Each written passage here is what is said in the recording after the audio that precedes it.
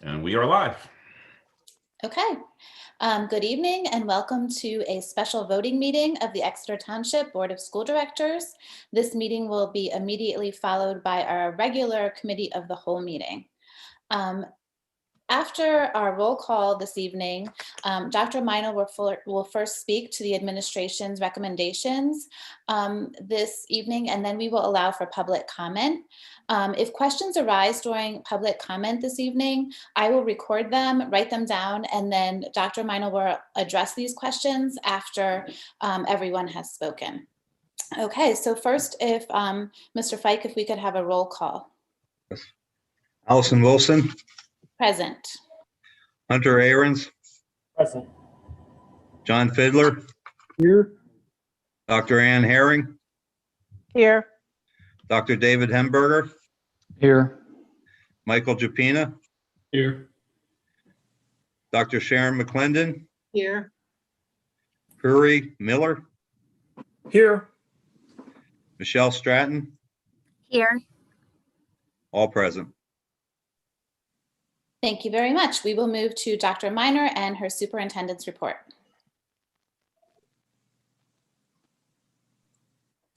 Thank you, Mrs. Wilson. Tonight we have several items in the special voting meeting. A couple of them pertain to summer learning in terms of the ESSER II grant monies. A large chunk of that would be funding the summer programs, which we'll be discussing more at length in the Committee of the Whole meeting, as well as an MOU for summer rates, and individual music lessons are being offered by our music teachers to make up for some of the opportunities that were lost during the pandemic. The primary item for the voting meeting itself is the emergency instructional time schedule. This is the schedule that PDE has had school districts complete anytime they're changing the methodology for the instructional mode to reach their 180-day requirement for the school year. So at this time, the administration is recommending to the school board that as of March 15th, the district offer a full in-person option for all of those students who wish to participate, or families who wish to have their students participate. That would be 5 days a week and would follow the normal school schedule in terms of the start and end time at all of our levels, K through 12, that we had prior to the pandemic. If a family chooses to be in the full in-person mode and they're currently in person, they're automatically enrolled in that, should the board approve that this evening. At the same time, if a family is currently in virtual, they'll be automatically enrolled in virtual for the remainder of the year. Again, should the board approve this time template this evening. If a family wishes to switch between modes, they should contact their building principal at the K-6 level in particular, because it really is dependent in terms of the teacher assignment, and that's more complex at the elementary level. At the secondary level, less so, because we're going to continue with Zooming into classrooms. If the board approves this evening, tomorrow, principals will send information home to families regarding some frequently asked questions pertaining to this, as well as a timeline for them to notify the building principals of the switch that they would like to make. The administration is prepared to make this recommendation at this time for a couple of reasons. First of all, the viral transmission in Berks County has dropped, and throughout the state, has dropped dramatically since mid-January. And in fact, the county is now in moderate levels of transmission. So if you recall, there's low, moderate, and substantial being the highest and most concerning level. So the county has in fact dropped down to the moderate level just over the last couple of days. And that trajectory continues to be on a downward slope. Additionally, we are very hopeful that very shortly teachers will have access to vaccines. Now that the Johnson & Johnson vaccine has been approved, Pennsylvania is anticipating getting a large shipment of the Johnson & Johnson vaccinations, and the pandemic task force equivalent in Harrisburg is considering the potential for mass vaccinations of teachers at some point in the near future. So we're hopeful that that will align with our timing as well. In addition, we had already created a health and safety plan in July when we first thought that we might have a full reopening in the fall. That health and safety plan is available on our website under the COVID section, along with all of our data relative to COVID. That plan has been updated and tweaked with new guidance and new directives from the state, as well as our learning as a district as we've moved through this school year. One of the things that's very advantageous with the hybrid model is we did have the opportunity to try out a lot of the things in our plan, learn from them. At the elementary level, we've had some students, for instance, our special education population, who've been with us full day for several months now. And so we learned a lot about serving food safely in the cafeteria, how to maintain 6 feet of distance, how to arrange space to do that, et cetera. So we feel like we are well prepared to move forward with this recommendation. Again, should the board approve it in a way that is safe and educationally beneficial to all of our students. Thank you. Thank you, Dr. Miner. We will now move to public comments. And I do believe we have one person on the line. Mrs. Gellert, if you would Yes. like to speak. Okay, yes, thank you. Hi, my name is Deb Gellert. I live at 77 Kinsey Hill Drive in Birdsboro. I am currently one of those aides helping with the Reading Academy, which is taking place in our building at Awatin Creek, as well as other buildings. My question tonight is regarding the lunches and how they will be managed. How many children will be at each lunch? They will not be wearing masks. And Dr. Miner addressed this with respect to vaccines becoming available. And I would hope that that would be to all staff. Our concern is being exposed to children at each lunch period who are unmasked and having to do maybe a couple lunch periods a day, which will mean that over a 5-day period, we're exposed to children maybe a couple hundred times in a week's period who have no masks on. And that is our concern. And that's why I'm here tonight to ask those questions. Okay. I recorded those questions. Questions regarding the lunchroom. And The Did you- number of students per each lunch. okay. Okay. All right. Thank you very much, Mrs. Gellert. Okay. I just want to be sure that was our only caller. Is that correct? It That is. is correct. Okay. All right. Thank you. Then, Dr. Miner, can you address Mrs. Gellert's concerns about questions regarding the lunchroom and how many students will be in each lunchroom? Yeah, yes, I can. So the number of students in each lunchroom will depend upon the building and the grade level. And there's no specific number of students in any given cafeteria at any given time.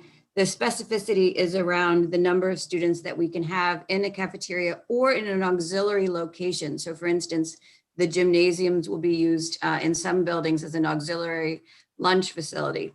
So the focus is on 6 feet of distance between students at any time when they have their masks off. So depending on the size of the cafeteria, the size of the grade level, the size of the gymnasium, and our ability to do that, it won't be number dependent, it will be spacing dependent as far as how many students at each lunch.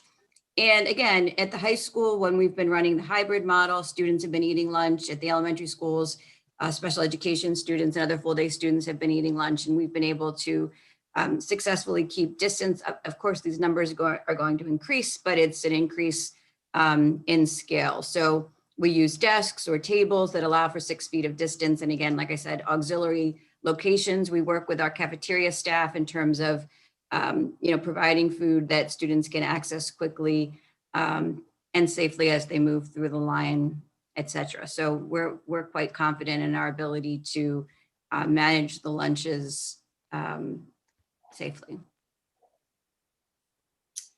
Okay. Do any board members have questions at this time? I have one question. I believe I heard you say, Dr. Minor, that the distance of, the number will be 6 feet. I've heard some chatter about some distances being 3 feet. Are we going to maintain 6 feet in all classrooms, all spaces, at all times? No, Mr. Fiddler, thank you for asking that clarifying question. So 6 feet of distance has to be maintained anytime that a student or a staff member is not wearing their mask. So that would be obviously anytime that they were eating or during an allowable mask break. Anytime that students have their masks on, the distance that we'll be maintaining is 3 feet. That's the recommendation of the American Academy of Pediatrics and the World Health Organization relative to safe distance while everyone is fully masked, and a goal of having a 6-foot distance from students to the teachers, because we know that adults transmit the disease more easily and are in the higher risk group in terms of consequences of that. So again, the recommendation that have come out from a number of groups is 3 feet while everyone is masked. 6 feet is mandatory whenever someone is unmasked, such as in a cafeteria situation. Okay, thank you. I do have a follow-up. As I listened to your presentation and read the materials, it seems to be that there will be 2 alternatives, either full in-person or full virtual. For those families that were in the hybrid, took advantage of the hybrid program, first of all, do we know how many students were in the hybrid, studying in the hybrid mode? So it varied by grade level and building. At each building, at the elementary buildings, there was somewhere around 70% of students were coming in the hybrid mode. Up to the high school, it was closer to 25 to 30% were coming in the hybrid mode. Since we have announced this potential change, and I think also since parents have seen the significant level in viral transmission, we've already had parents reach out to the school and request to switch from virtual to in-person. So those numbers are somewhat in flux and have continued to be, but those are the approximate percentages that we've seen since we went to the hybrid. Okay, and the other, the footnote to that question, have any of the hybrid families expressed concerns about going one or the other? In other words, will we still be able to meet the needs of the hybrid families by going full virtual or full in-person? I haven't been made aware of any hybrid families that have expressed that they wish to return to full virtual. There are a couple of principals on the call. I don't know if they have had those requests. No, looks like they're shaking their heads. Okay, thank you. Mhm. I have a few questions. Oh, I'm Go ahead. sorry. No, Oh, go ahead, Amy. Thank you, Mike. Can you guys hear me okay? Okay. My one question is with the new change, can parents expect that their kids will keep the teachers that they have right now, or will there be a change with that? At the secondary level, 6 to 12, yes, they'll maintain their schedules and their teachers. At the elementary level, it will be dependent on the individual student situation, which is why we're asking families to reach out directly to the principals so that the principals and the guidance counselors can talk them through any potential change. There's, for instance, some buildings where the same teacher teaches a morning group that's in person and an afternoon group that's virtual. Obviously, if we're full virtual and full in person, they can't be 2 places at once. And so some group of children will either have to change modality or change teacher. And that's why the principal will talk through that with those families. If having the same teacher is more important, then perhaps they'd want to consider a different modality. If having the same modality is more important, then there's the potential change of a teacher. In most cases, the virtual teacher teaches virtual for the full day. So we don't anticipate that it will be in all cases by any stretch of the imagination, but certainly there will be individual cases where that may be necessitated. And again, principals will talk that through with families on an individual basis. Okay. And my other question is, you had made the comment regarding the potential of mass vaccination for the teachers in hopes that it would align with when we begin this. If it does not align, are teachers feeling confident and comfortable and safe to begin the full-time?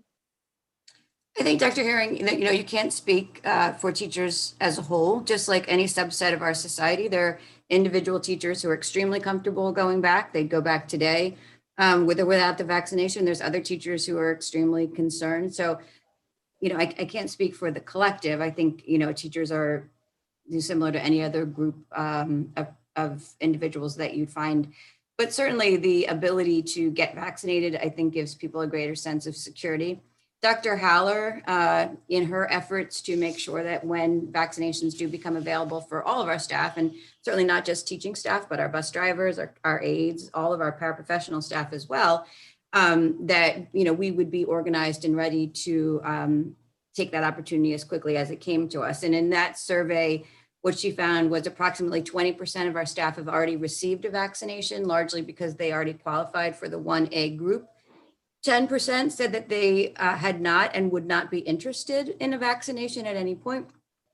And the remaining 60% said that they would be very interested in a vaccination and would like to participate in any opportunity that was put forward, through the school district. So again, we have regular meetings with the intermediate unit. We're hopeful that there will be an orchestrated effort on the part of the state to help all school employees become vaccinated, as it's a critical step to opening the entire economy of the state of Pennsylvania. So we're hoping that the timing of this Johnson & Johnson vaccination release, which is significant because it doesn't require the cold storage of the other 2 vaccines that have been released previously, and it's only a single dose. So the ability to do mass vaccinations of a group like all education professionals seems like it would be much more readily available. And as you know, they've started to vaccinate people with that Johnson & Johnson vaccine today. And then there was an announcement today that Merck would actually be partnering with Johnson & Johnson to make those vaccinations and get them out even more quickly. So we continue to be very optimistic that our teachers and our support staff will have access. And again, we want to thank Reading Pediatrics. They did partner with all the school districts in the county to get a subset of staff. I think every district was offered 8 vaccinations for their 1A teachers, their highest risk or support staff. And we had 18 of our staff take advantage of that and become vaccinated a couple of weeks ago. So they're already, I think, have gotten their second vaccine through that program. So again, Dr. Haller and I are extremely committed in doing everything we can from a human resources standpoint and helping our staff members get access to the vaccines as soon as they can. Okay. My last question is regarding the buses then. During the hybrid, my son sits by himself in his bench on the bus. How is it going to look now with going full time? So the state of Pennsylvania, and again, back in July when we wrote our original health and safety plan, they came out with specific guidance for school buses. And as you can imagine, maintaining distance on a school bus is very challenging. And so it has its own subset of guidance and direction from the Department of Health and the Department of Education. And that's the guidance and directives that we'll be following. So again, first and foremost, everybody has to wear a mask on the bus at all times. There's a maximum of 2 students to a seat on the bus, and preference is to have siblings or people who live in the same household sit in those seats together whenever that's possible. Buses are to be loaded from the back to the front so that there's minimal exposure of people going by, and no one is to sit in the seat immediately behind the bus driver, and then load off of the bus from the front to the back for the same reason. Windows will be open whenever the weather allows for that to increase the circulation and ventilation on the bus as well. And then of course, in the event that a family, chose to drive their student, we're able to do that. That's still available to them, but we'll be following all of those guidelines. So in the past where we may have had a bus with 3 to a seat, we won't have any buses that will have 3 to seats. We'll add runs, if we have enough students come back that, we would normally have had a run that had 3 students to a seat. We won't be doing that. Thank you, Dr. Miner. Dr. Miner, I have a question about ventilation. I read something in the New York Times that indicated that schools that can open up their windows when the weather is, appropriate, are benefited from the extra circulation. Do any of our schools have that option to open windows, when it's appropriate, or are they sealed, or will that screw up our ventilation system if we do open the windows? They do have the ability to open windows. We also, as you may recall, at the beginning of this year, Jackson Wald and Lorraine, we were having some trouble at the beginning of the year because they were just finishing up brand new HVAC projects. So that was, I guess, fortuitous timing in that they have, brand new systems. The rest of the systems are in quite good condition. But yes, whenever the ability is there to open the windows, our staff are certainly encouraged to do so when the weather permits. I don't know if Brian or Robbie want to speak in more detail to the status of our windows. I'm not as well versed as you may be. The one thing I can add is school districts a little bit different than other commercial buildings. Schools always have to add fresh air into their system. So even though it might have the windows closed, we're bringing in fresh air all the time into our buildings. I hear complaints all the time. They think the air conditioner is on, but I think it's like 20% of the air is reclaimed from the or brought in from the outside an hour. So, it's not just that we have windows open, we also have fresh air coming in through the buildings at all times. Thank you.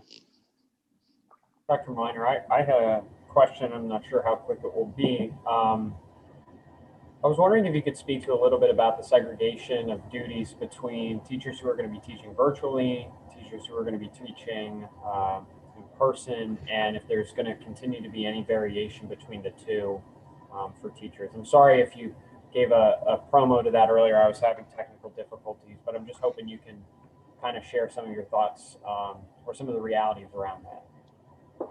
Sure, I'd be happy to.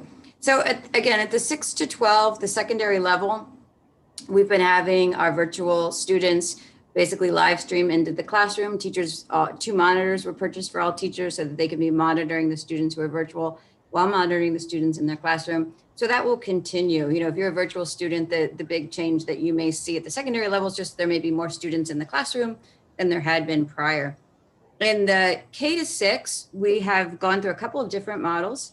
When we were fully virtual, all students had a full day and they had several different logins and log-offs. And, we heard from families about the difficulty of those different connections and links and so forth. When we moved to hybrid, because the in-person schedule became a split day with math and reading in one half and science and social studies and specials in the other, then by necessity, the virtual school modeled that half day. And that allowed us, as I mentioned previously, in some cases to have a teacher do both an in-person and a virtual, one in one half of the day, one in the other. Now that we are potentially with this board vote going to a full day in person, that necessitates at the elementary level, the virtual schedule mirroring the in-person schedule, because there are a lot of logistics that happen, for instance, specials. So the specials will be in person for all the kids who are in person. They'll be live for the kids who are virtual. But in order to have special teachers available, they all have to be running at the same time. The start time has to be the same. The end time has to be the same. But, we're just like, when I was in another school district, we showed on a schedule that there were these large blocks of time for ELA, 90 minutes, 120 minutes. And some parents became very concerned that we were going to have a student sit at their desk for the entirety of that time. And how could a student do that? We don't do that in schools, right? We have kids get up and go to the carpet. We have kids go and work independently, those sorts of things. And so the virtual teachers will be asked to do those same sorts of things in the virtual environment. So if I'm a virtual teacher, I will be responsible for my virtual students K to 6. It'll just be, nobody's going to be zooming into anybody's classroom. They'll have my full focus and attention, but I may do a mini lesson with everybody on the Zoom screen. And then I may say, okay, now please take your independent reading book. I want you to go for 20 minutes. I want you to read your independent book, and I want you to look for idioms in that book, something along those lines. And then we're encouraging the teachers to then put up on their screen while they're gone, we're returning at 10:40. Right now is when you're supposed to be reading your independent book and looking for X, X, and X. So that parents who are at home or grandparents supporting those children know what the expectation is when the camera is off, when they have a break, so that it doesn't confuse anybody by thinking that the teacher's logged off and the school day is over. There's expectations, but we don't want to be, on the screen for the entirety of the day. We want to break that up. We want to be responsive to the kids in front of us when they need a break, when they need to do other activities. So in the grand scheme of the day, it's a mirror of the in-person, but just in any given classroom at any given time, teachers may be taking different approaches based on their needs of their students to get up and move and do different activities. We have the same expectations in the virtual classrooms as well. So as a follow-up to that, and I know I can recall several times where this was addressed both in a theme of concern and also a theme of work. Could you just kind of address quickly how we are putting in that effort to ensure that the students who are virtual while an in-person lesson is being given are not the secondary concern of the teacher in that time? So again, in the K to 6, the virtual students, there will only be virtual students, so not an issue there. In the 7-12, I think our teachers, one of the we've gone through a lot of changes, and there's been a lot of learning for families, for kids, and for teachers, for administrators about how to manage all of these different environments, the virtual environment, the hybrid environment. And I think that practice now is really going to pay off in terms of this, what will hopefully be our final transition for this school year. So that I think our teachers and our students have become very adept at using the virtual and in-person model, using that second monitor, using tools like the chat, students being able to self-advocate when they need a teacher's attention, and teachers being cognizant of the fact that they have two different groups of students, the students who are on their screen and the students who are there in front of them. So we'll continue to work as administrators and support our teachers, but I think that they have learned a great deal, and as of our students, about teaching in a virtual or streaming modality. So, I'm confident that just like I think teachers have continued to improve over time. If you go back to last spring when, everybody was thrown into a virtual environment and they had no preparation and no PD and no clue, we've come so far, and that has continued to develop over time. So again, it's the job of administrators, just like in any other teaching and learning modality, to ensure that the needs of all students are being met. So we'll continue to expect that. All right, one more shift for you, and then I'll leave you alone on this at least. In what instance or through what mechanism would we respond to any type of an outbreak or a turn of the virus locally or statewide? That we would go back into a full virtual, whether that's because of local circumstances or, like I said, community circumstances in the state or the nation? Well, there's a couple different scenarios that you can imagine. Right now, we're still under the attestation order that mandates that we close for a certain period of time based on the number of cases in a building. However, if we continue to be in moderate, which we are currently for a 2-week period of time, the attestation order no longer applies, but the masking order still does apply. So we wouldn't have to have those automatic trigger closures. But the board at the very beginning of the pandemic, just like they do with snow days or ice or hurricanes, grant me as the superintendent the ability to close buildings in an emergency situation if we had reason to believe that there was spread in the building and that it was a risk to our students or our staff. I have the authority and the ability to close temporarily till that's resolved through the Department of Health and they've contact traced, et cetera. In the event that there would be some major unexpected twist or turn in the virus, and we have seen those, let's say one of these variants suddenly rages out of control and the vaccines don't work, et cetera, it would be the same parameters where the Pennsylvania Department of Health always has jurisdiction, as does the governor, to close the schools unilaterally like they did in the spring. They could reinstate something like an attestation order and say that the schools had to close under certain circumstances. Or if there was, a questionable, there was not a mandate, but, a level of concern that would be non-emergency, right? Like not a day or two, but for some prolonged period of time, then in that circumstance, then I would need to come back to the board and make the case that I thought there was a need to change modalities and have the board vote on, a longer period of change. So those would be all the various options. I don't see the later ones happening, but if I've learned one thing over the last year, we don't see a lot of things coming. So I think we just have to be prepared at all times to be flexible and responsive to what's happening on the ground. Yeah. Well, thank you for that. I appreciate it. Welcome. Dr. Miner, how would you categorize the mindset of the student-facing staff relative to this change back to a full classroom setting? So all those folks that are either teaching or bus drivers or in some way face-to-face with students, what's the sort of mindset that you're hearing about moving to the change? As I said earlier, Mr. Chapina, I do think, just like any other group, teachers and support staff and bus drivers have a wide variety of feelings about the pandemic, about their own personal safety relative to the pandemic. I do believe that we are all in this business because we want to have kids in our classroom. We want to have kids on our buses.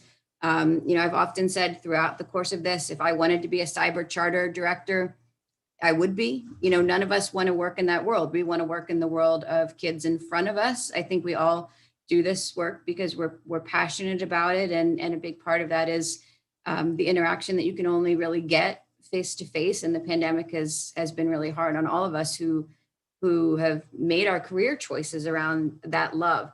So I think for all staff, there's a desire to have students back as soon as possible. But I do think in terms of an individual's comfort level with their safety relative to doing that, it varies. I've had teachers who have, as I've walked around buildings over the past couple of weeks, said, thank you so much. We're so excited. We can't wait to have our kids back.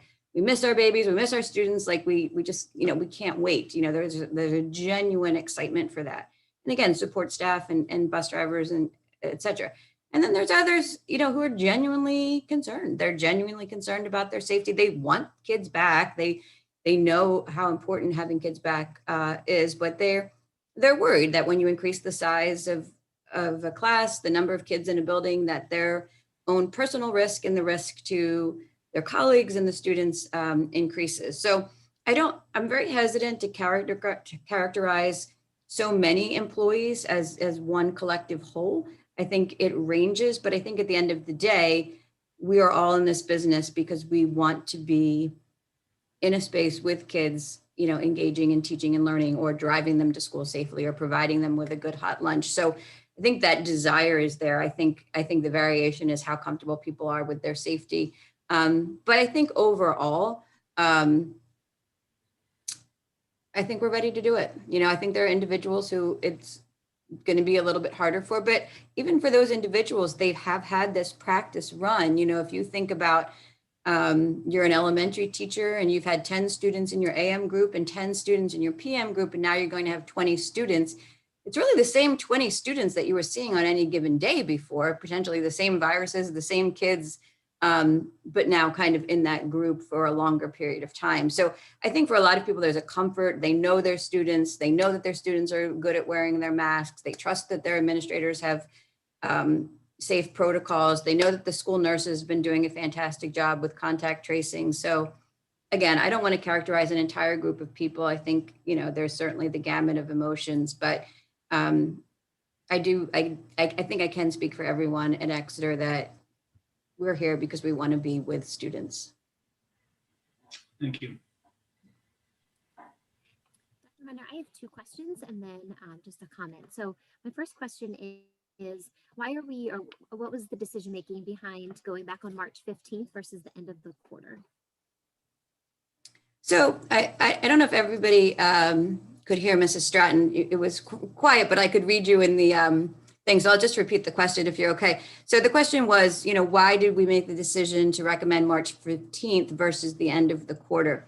And, the reason for that, I think, is simply, to some extent, the quarters are arbitrary. We're used to breaking up our year by that time frame. But really, when I think from the beginning of the year, everybody's goal was to get back to in-person. Again, that's the normal state of affairs. That's where we want to be, but we wanted to do it as soon as we believed that it was safe enough to do that.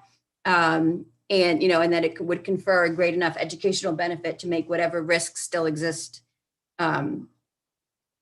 worth pursuing. And as we got together as a team and said, when is that? When is that date? What is the soonest that date would be? The leadership team really landed on March 15th as the date by which we could have, the desks in place that we needed to get 6 feet of distance, that we could work the busing logistics, the lunch logistics, the schedule logistics. And so we didn't see any reason to delay having students back, because that is what we all feel is, the most desirable mode for teaching and learning, for this arbitrary date of the fourth quarter when the measures of safety that we've been looking at were available sooner. So that's the reason. March 15th was the soonest that we felt that we could meet all the logistical needs in concert with, when we thought that the data in our surrounding community supported a safe return. I'll try to speak louder and hope that helps. But my second question is in regard to class size. Correct me if I'm wrong, but I think it's safe to assume that we can take an idea of what we think is going to be the class size for in-person, because it's based upon square footage. But for virtual, I know as a board, we've kind of set a number in like the mid-20s as what we'd like to see for class size. So is there a magic number, or what is our thinking with virtual to keep that teacher from having too many students and those kids from getting equally beneficial experience virtually? So you're right. Mrs. Stratton, the board policy on class size is not a hard and fast number. Some school districts have a hard and fast number, and when you hit that number, you have to open up a new classroom. The Exeter policy has bands that are kind of target, but there's not a trigger number where automatically necessarily have to open up a new classroom. So those numbers do vary a little bit by age, with smaller numbers in the low 20s, more of the goal in kindergarten through first grade, and then up through the mid and higher 20s in those upper elementary grades, 4, 5, and 6. So that's still going to be primarily what we work with, and certainly virtual would be included in that for the same reasons that you mentioned. It's not simply a question of space, but a question of the ability to deliver high quality instruction and meet student needs. So we're going to be targeting to those exact same numbers that we use regularly in the policy as we look at building a virtual class. I think, just like we would do in a regular school year, you always have to make that decision if it's, 28 versus 29 or 26 versus 27.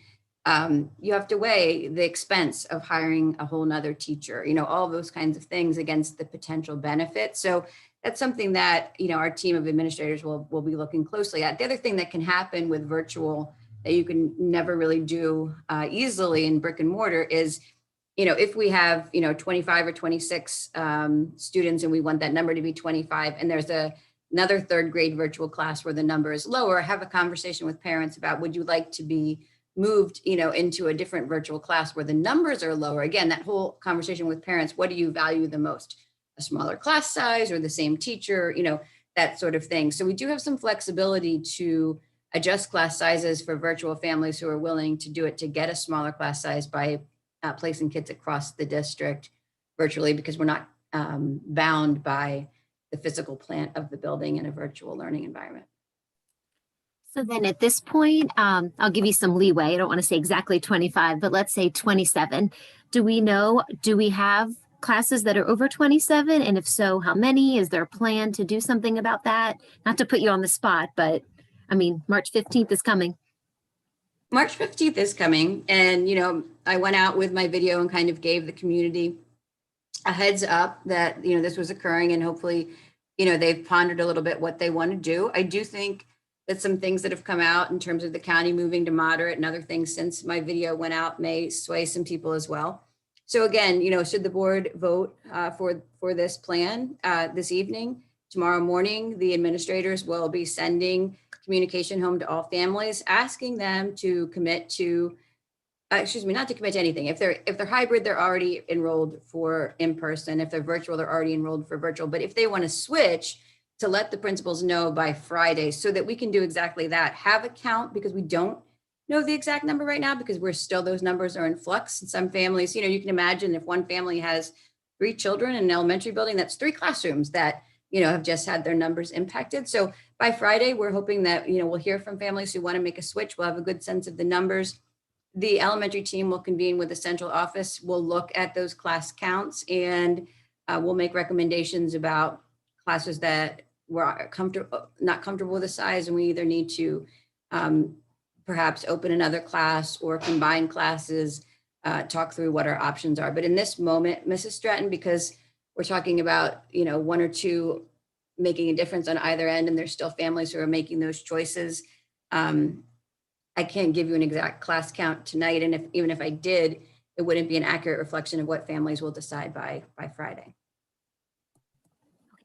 My only other thought is that, I'm very fortunate being a board member that I can call Dr. Miner. I can call our board president, Mrs. Wilson, at any point, and I can get answers to my questions. And not that I want our mailboxes to be flooded, but I do. I feel like, I'm so fortunate to be in this position to get those answers, that I want our community to know that that's what they're here for. And, when I call Dr. Miner, I feel like she's very reassuring and gives me the answers that I need and I appreciate. So thank you for that. I also just wanted to mention that I do appreciate the community reaching out to me as a board member. I get your emails, and unfortunately, I don't have all the answers to respond, but I want people to know that their thoughts are important, and that listening to them lets me know that either I'm not alone in my thoughts and feelings, or it opens my eyes to a new perspective. And as a board member in the middle of a pandemic in particular, where human interaction is limited, I feel like this is so valuable for the community to send us, thoughtful messages. So thank you for that. And I just wanted to say another thing. My new favorite saying is to assume positive intent.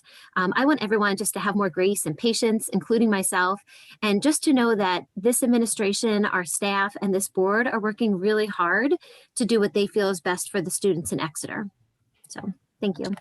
Mrs. Stratton, thank you. And I will say the same thing. As superintendent, very much appreciate our school board, their willingness to reach out to me and share questions that they are hearing from their constituents, encouraging them to reach out to me directly. And as part of that, some of the questions that, you've brought forth and we've gotten generally, and Mrs. Wilson has brought forth that you're hearing from the community, other board members have heard, there will be a frequently asked questions document sent out tomorrow when the principals send that request to families to let them know by Friday. So, 10 or 12 of the most frequent questions around this latest change are going to be included right in that document, so that hopefully we're not flooding mailboxes, because we're already sending a communication. So we're just putting that right there with that. And I also genuinely appreciate the idea of presumed positive intentions and your recognition of our team. I do know that it has been a frustrating year for everyone, students, families, certainly parents, and for people in education. It's and everywhere. I mean, I don't think there's probably any career sector that's haven't been somehow impacted by the pandemic. And so we are really grateful for families who do take out the time and they do to send us, positive thoughts or appreciations. It means a lot. And on behalf of the entire staff of Exeter, who I know really are working hard and doing their best for students, I do want to thank you for that acknowledgement, because I know that it means a lot to everybody. Dr. Miner, presuming that the board votes to move forward with this, will our clubs and extracurriculars and all the activities beyond athletics, which I assume will continue, but other things, will they also be back in full force as well? Yes, again, following the guidelines that are appropriate to the individual activity. So there's different guidelines for music than for other clubs, but yes, any club that or extracurricular activity that wishes to and finds that the best modality is for them to meet in person, they'll have the ability to do that. But again, I would ask that they be conscious of those students who participate, whose family are choosing to keep them virtual, and make sure that they're maintaining a virtual option so that those kids aren't closed out in any way of extracurriculars, which they were, previously able to participate in virtually. Thank you. Okay. With us going back to, can ask one last question? I'm sorry. With us going back to the skill before, some of us parents have forgotten what time. Can we remind people how they can find that time for when the bus will be picking their kid up? Yes. So Mr. Wegman and his team, will be putting bus routes into Skyward. I believe that is the best place to check and see what your new pickup and drop off times are. Mr. Wegman, is that correct? Or is there a better way for families to find that out? No, Skyward is the best, but give us a little time to make the changes that we have to make. Mr. Wegman, do you have a sense of prior to the 15th about when you might have the bulk of those entered into Skyward, just so families know when to start looking?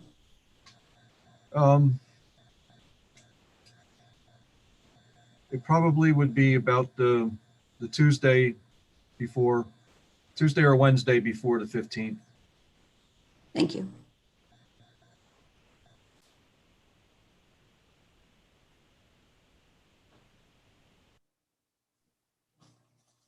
Okay. I just want to add, like Dr. Miner has mentioned, we have been working on an FAQ as questions have come in through email, and Dr. Miner's been answering them. We've been updating it, and we got a bunch of new questions this evening, and I will update the document with that so that all of the families will have access to the questions that board members ask tonight when they get that FAQ tomorrow, or when it comes out. Okay, we are going to move on then in our agenda. Dr. McClendon. Okay, we're going to start the Education Committee portion of our meeting. And we have 4 items that we're going to be voting on. The first one is emergency instructional time schedule.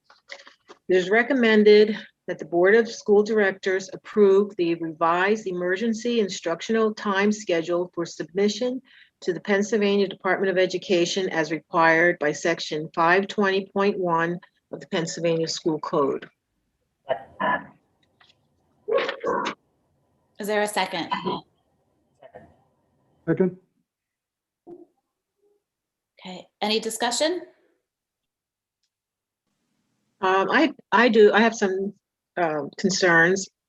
One thing is we are going to be doubling the number of students that will be in person. I think that's going to present a challenge to keep the children 3 feet, to socially distance 3 feet apart, and also for teachers to be able to socially distance at 6 feet. And I think that's especially challenging at the elementary level with the small ones. We moved from substantial to moderate only 2 days ago. So, we still have a, significant number of cases. Dr. Miner mentioned, I believe you said 20% of our staff received vaccinations. So that leaves a significant number, 80%, that have not received the vaccinations. The teachers and all the other staff, bus drivers, support staff, everyone. So that's a concern. We said that's one of the reasons why we can get back to in person. But if more than the majority of our students staff have not been vaccinated, then that presents some safety concerns. I've said this all along, is that our students, our parents, they have an option to remain virtual, to go virtual, but we do not have that same option for our teachers and our other staff. And Dr. Miner, you mentioned that there are some teachers and other staff who are concerned about their safety. So that's a concern that I have as well. And I fully, understand that in person is going to be, the most effective, education. We want our students to be back in all of us do. We want to be back to normal, but we are not back to normal yet. We're still in a pandemic. So for those reasons, the concerns that I have, I will be voting no. Is there any other discussion? I just wanted to say that, and I think I've said this on Facebook recently. There's a tremendous, I think, joy for a lot of people with this decision, and I'm definitely one of them. And I think, we made some difficult decisions in the fall before we started, while we were in the summer deciding for the fall. To remain all virtual as we started. The board voted unanimously in October when we were still in moderate transmission and had moved to substantial just 2 weeks later. And now that we've moved out of substantial into moderate, we know much more about the vaccine. The state of COVID is what Dr. Miner had attested to. And I think today the president announced that he expects that the administration will be able to distribute vaccines to all adults by May. We're certainly not at normal, and I understand Dr. McClendon's concerns about trying to keep distance between some of the students, especially at the elementary level. But our students have shown tremendous resilience, compliance with our requirements as well, because they want to be there. And I think it's a joy, honestly, that they're going to be able to return, and even to have that challenge is a wonderful thing, that there are so many kids that want to be with their buddies, with their friends. And, I just think that this is a wonderful moment for us. And I know there's a lot of challenge, so we just encourage people to continue to be wise about their behavior, both in the school and outside of it. But this is just amazing. I'm amazed I didn't start crying yet, but, it's wonderful.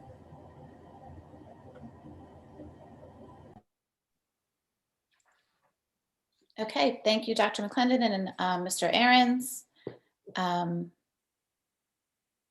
I think we're ready to vote. I don't hear anybody else. Okay, all in favor, say aye. Aye. Aye. Aye. Aye. Are there any opposed? No. Are there any abstentions? Okay, I believe that was an 8-1. And the motion carries. Okay, moving on, Dr. McClendon.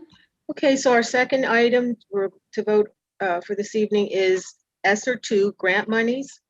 And it is recommended that the Board of School Directors approve the use of monies in the ESSER 2 grant as described in the PDE grant application.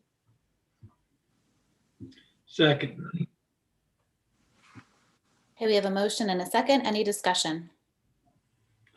Just a question, as I reviewed the material, that the 1.5 million and change, where's that money coming from? Is that the grant? Yes. And where is that, a federal grant, state grant, combination? It's a federal grant. Okay.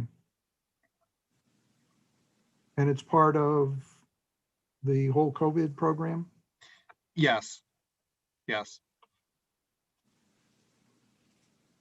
So ESSER is the school relief grant fund, and it's federal grant.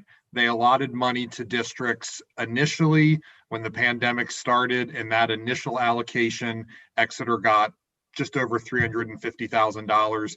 We used that money largely to purchase a lot of the literacy resources that you've heard Dr. Miner talk about in the previous months. And so it's the same grant. It's just another allocation. That's why they're calling it ESSER 2 this time, where districts received additional money. We got a whole lot more this time around, as you said, in just over $1.5 million. And we have through the 2023 fiscal year to spend all of those funds. And so they're being spent on summer learning opportunities, resources to support summer learning, and also instructional supplies, salaries and benefits for some of those summer instructors, which are talked about a little bit in the MOU. be talking about soon, and also Dr. Miner will discuss in the Summer Learning Ed Committee. And then a portion of it is also set aside for some HVAC upgrades that Mr. Fike will be taking the lead on. So we have a lot of flexibility within that grant to use it both for instructional purposes and also things that will improve the safety of facilities. So federal government gives you a lot of leeway in terms of how you can spend the money. And Mr. Fiddler, this is part of the government COVID relief package they passed in December. I think individuals got $600 checks each, but this is part of that same package. Oh, I see. Okay, thank you. And one follow-up. Did we present in effect a bill and then apply for that specific 1.5, or is that just money that came to us and we're now figuring out what to do with it? So, yes. Go ahead, Dr. Miner. Yeah, so the federal government used a formula through the states, the same formula that they use to determine how Title I dollars are administered from the federal government through the states to the school district. So we got our share based on that same formula. And then we have to submit back to them basically within the allowable uses. So for instance, you can't just take that 1.5 million and like offset your budget for this year and lower taxes.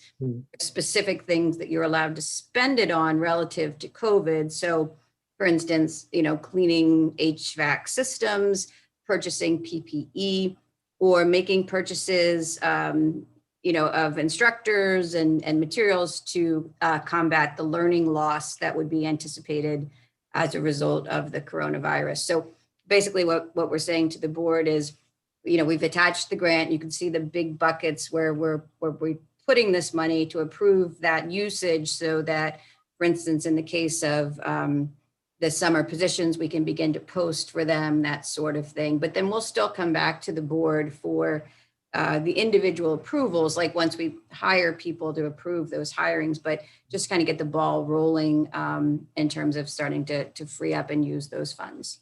Right. I'm particularly glad to see the money for remedial and bringing the kids up from the effects of all the COVID slides that have occurred.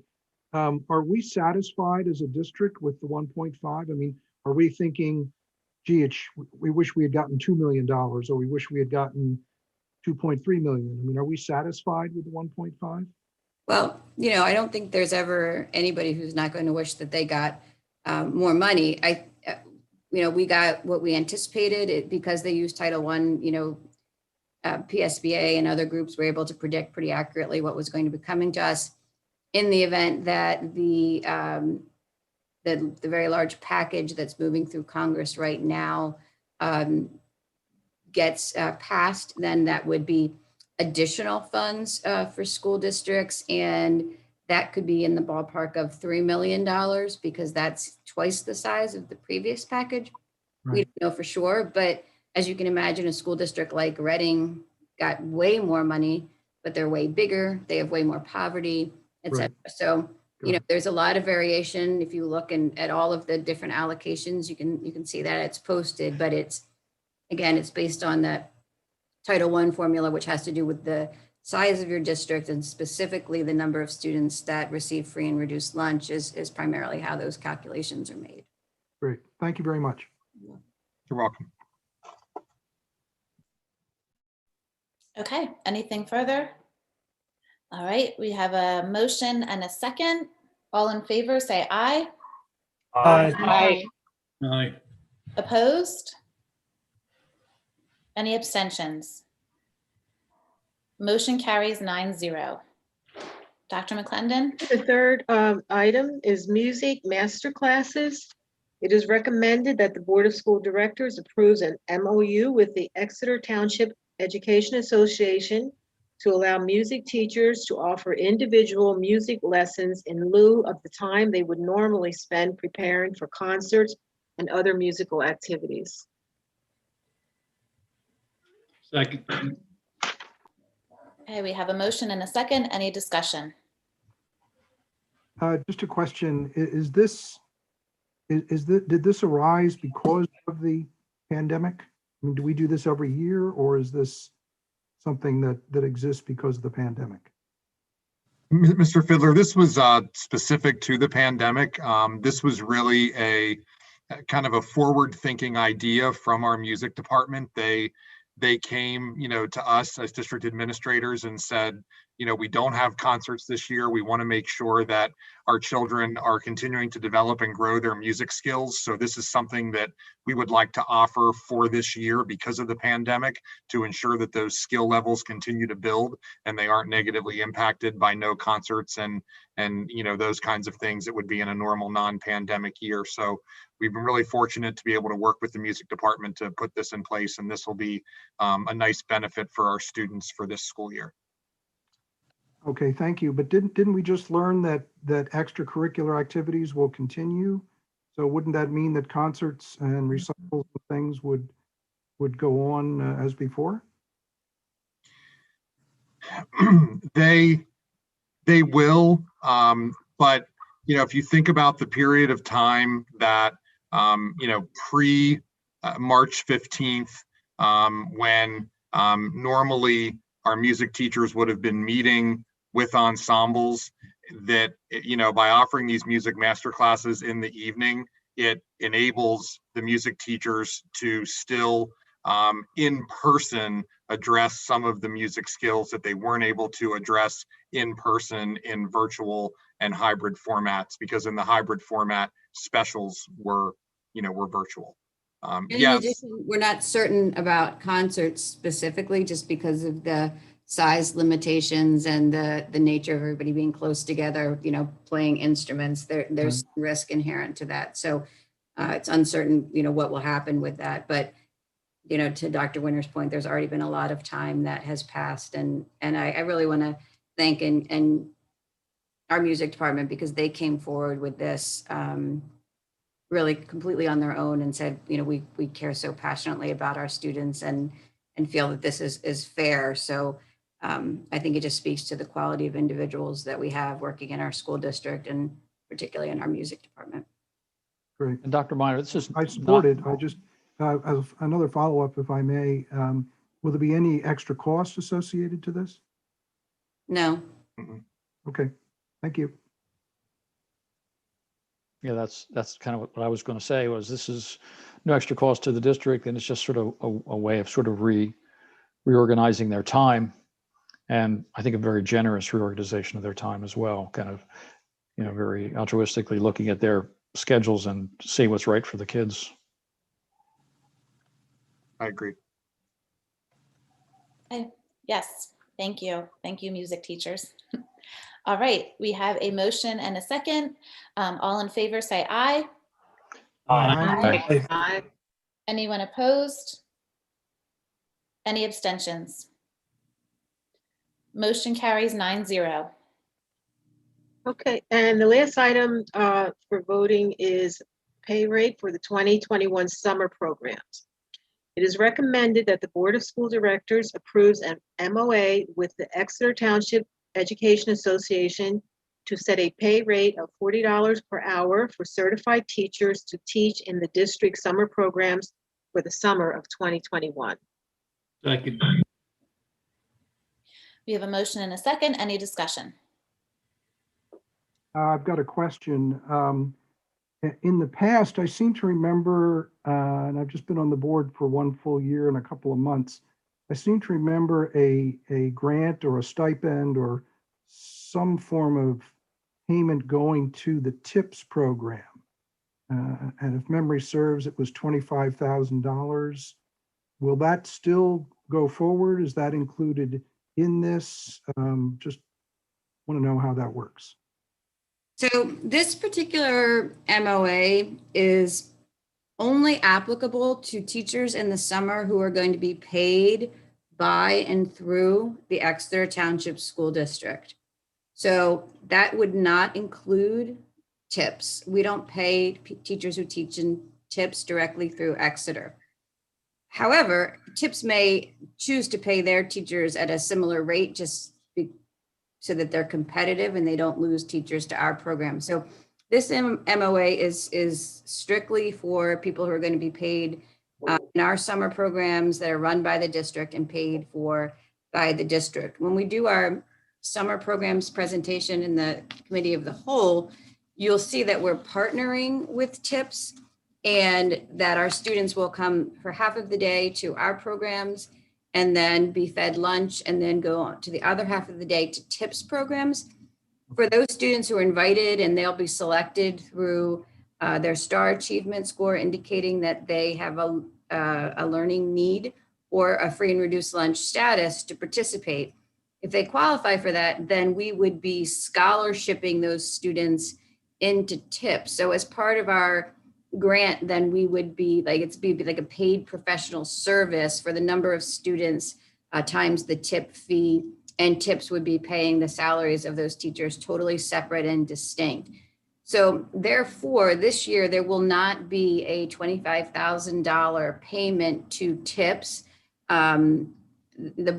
TIPS is not going to come forward and ask the board for that. They're going to accept a one-to-one scholarship basically per student that's in our program. And their cost per child will not exceed our cost per child. And in fact, we think it will be lower than ours. So that's how that will be handled. So this MOA only applies to people who are on the Exeter payroll, not on the TIPS payroll. Got it. Thank you very much. You're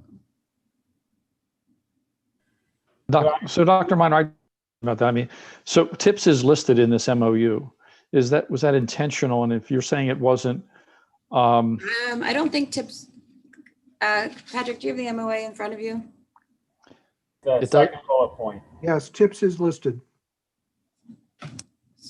So that actually needs to be corrected. Then that's an error. It should not be listed because we won't be paying for TIPS directly. I think it's just listed in the, it's listed as Talons and TIPS program. Oh, okay, that's just the name of the program. So in that little subsection, it doesn't say TIPS in particular. So the entire camp is called Talons and TIPS, but we're not paying for the TIPS teachers. It's a partnership. So it will be the Talons portion because we don't pay them. They're not on our payroll.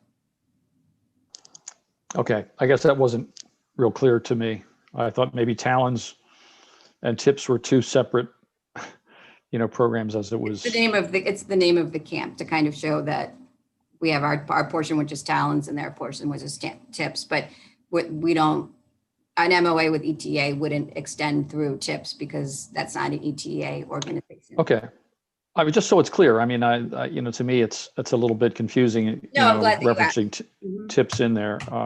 So I don't know whether that's necessary to pull or not, but whatever your recommendation is. I think given that it's just the name of the camp, it's fine. And again, it's only, applicable to the program as a whole that the district's cutting the paychecks for. Yeah.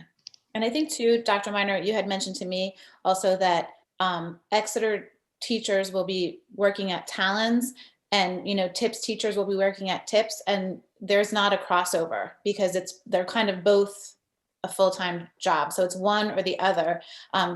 Teachers can't be doing both. Right. Okay. I had 3 questions on this. The first one is, what is the source of the funds that are going to be paying for this? And I think we already kind of touched on that, but if you could reiterate that, please. Why was the $40 arrived at as the number versus something else such as $35, $37.50? And then the third question would be, are teachers outside of Exeter School District going to be able to be in this program, or is this only for Exeter teachers? Right. So the first answer is it is funded through the ESSER 2 grant fund. Specifically, one of the allowable usages is summer programs to make up for learning loss. So that's answer number 1. Number 2 is historically we didn't really offer a lot of summer programming in the district. TIPS has largely taken that. And so when we did have anything to do with summer, it was paid at the district curriculum rate. So we need, in order to do this at the level that we think is appropriate, given the number of students who would benefit, we're going to need a large number of staff. And, at this point, 4, 6, I don't know, 8 years ago, I know that there were local districts who were paying $50 an hour for summer. You know, you're really trying to draw people who've had a long year away from summer, you know, potentially with their family or by the pool, doing whatever. And so we kind of took an informal survey of, you know, what was a number that would be enough to draw people to come and spend their summer doing this. Because if we don't, it's a supply and demand question. If we don't have, we have a lot of demand. I'd like to serve 300 students this summer in this program. If we don't have the supply of teachers, then I'm going to have to keep cutting back the number of students to do that. So we wanted to go out of the gate. We have the funding through ESSER to do it. It does not affect the taxpayer per se. It does not affect the general fund. It is specifically allocated for summer.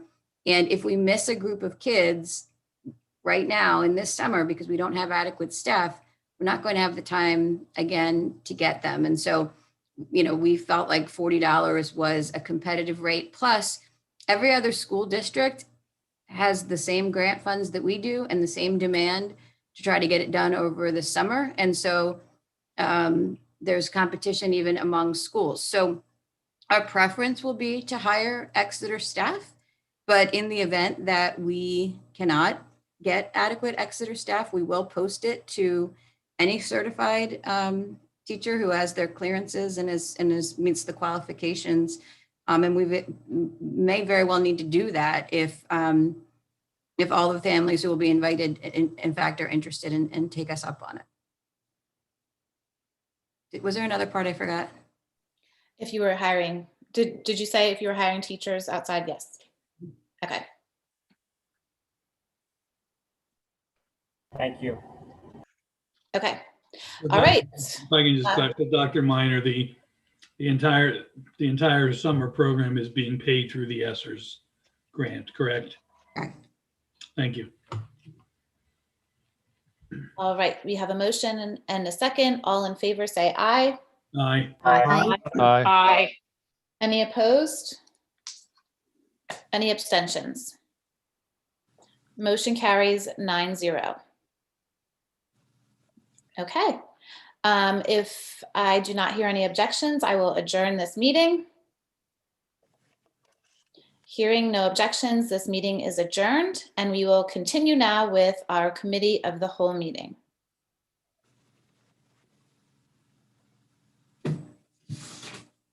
Okay. Just going to find the agenda. Hold on.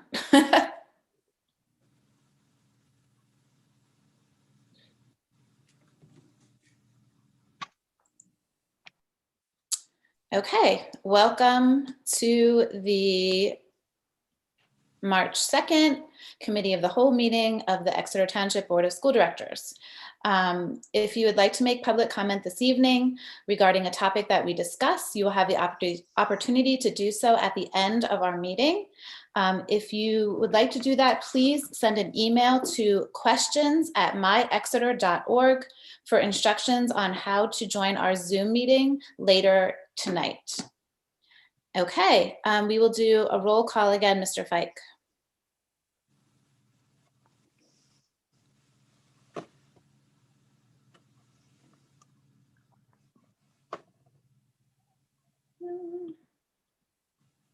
Allison Wilson, Here.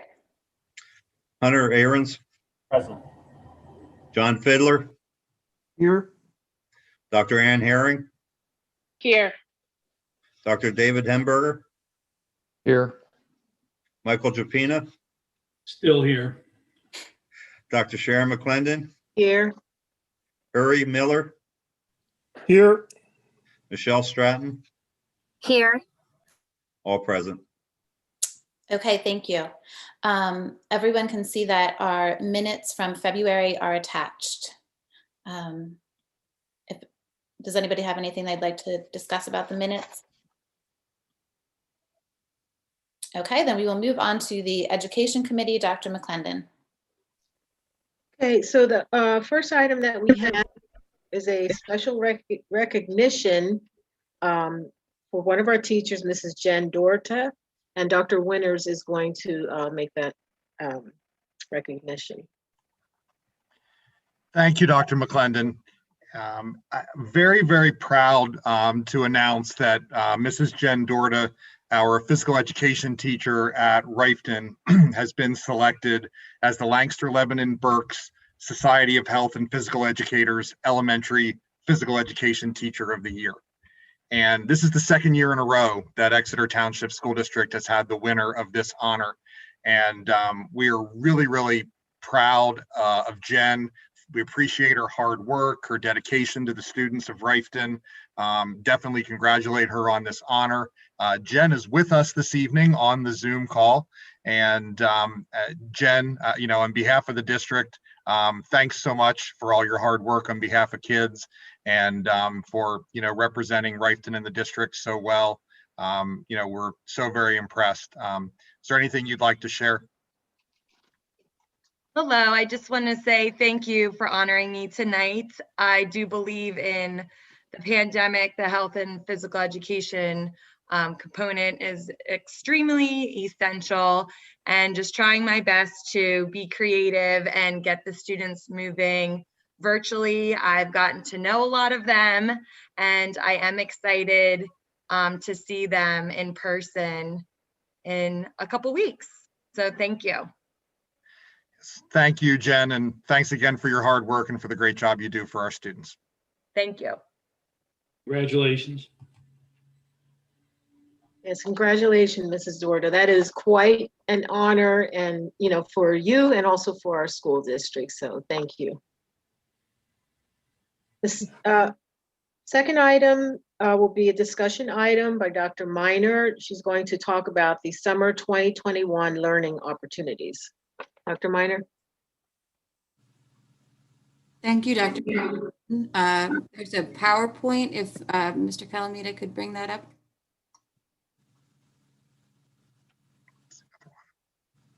Okay, go to the next slide, please. Dr. Minor, I think we want the other PowerPoint. Oh, we're not talking the summer programs? I'm sorry, yep. Yep. Thank you, Dr. Winters. There you go. So this is the logo for our Talents and Tips Camp program. It will be, as we stated earlier, an 8-week program with the goal of helping students who had learning loss over the past full year at this point through the COVID pandemic, and also reaching out to our students who are free and reduced lunch recipients who may not have the opportunity to participate in other kind of summer learning activities. Next slide, please.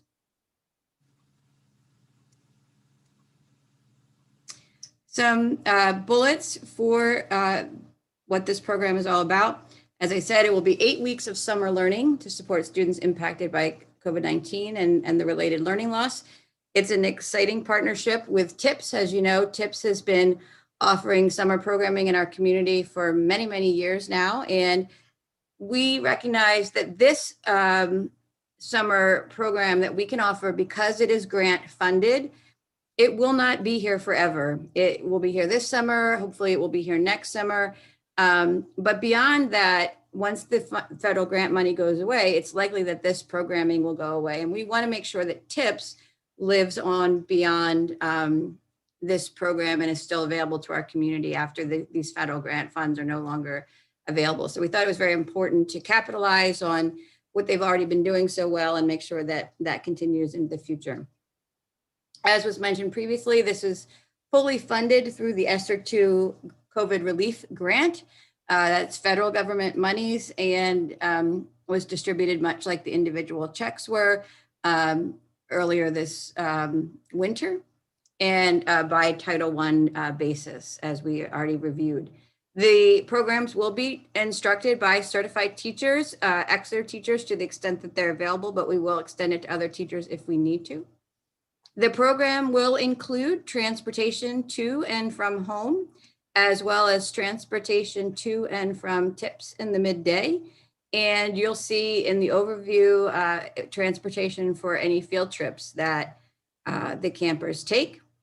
It will be free to students who qualify for Talons. That's what we're calling the district portion of this camp. And again, that qualification will be made by STAR data and by free and reduced lunch status. We don't have the individual names of students who receive free and reduced lunch. That's confidential. So what we'll do is we'll have food service send out the invite because they're the only ones who are allowed to know the names of those families who qualify for free and reduced lunch. And then students who will qualify must be entering grades 1 through 5. And again, either receive free and reduced lunch or have been identified through STAR. And then families of students who qualify will receive invitations in March, and we'll also collaborate with the special education department so that students who are receiving ESY services, if their team sees benefit in them participating in some portion of these camps, they'll have access to those as well. Next slide, please. This is an overview. This is not written in stone at this point, but this is what we're thinking broadly the 8 weeks will look like. The dates will begin on June 21st. The last date will be August the 13th. The first week and the 8th week will be a program called Camp Invention. I'm going to talk a little bit more about Camp Invention on a separate slide.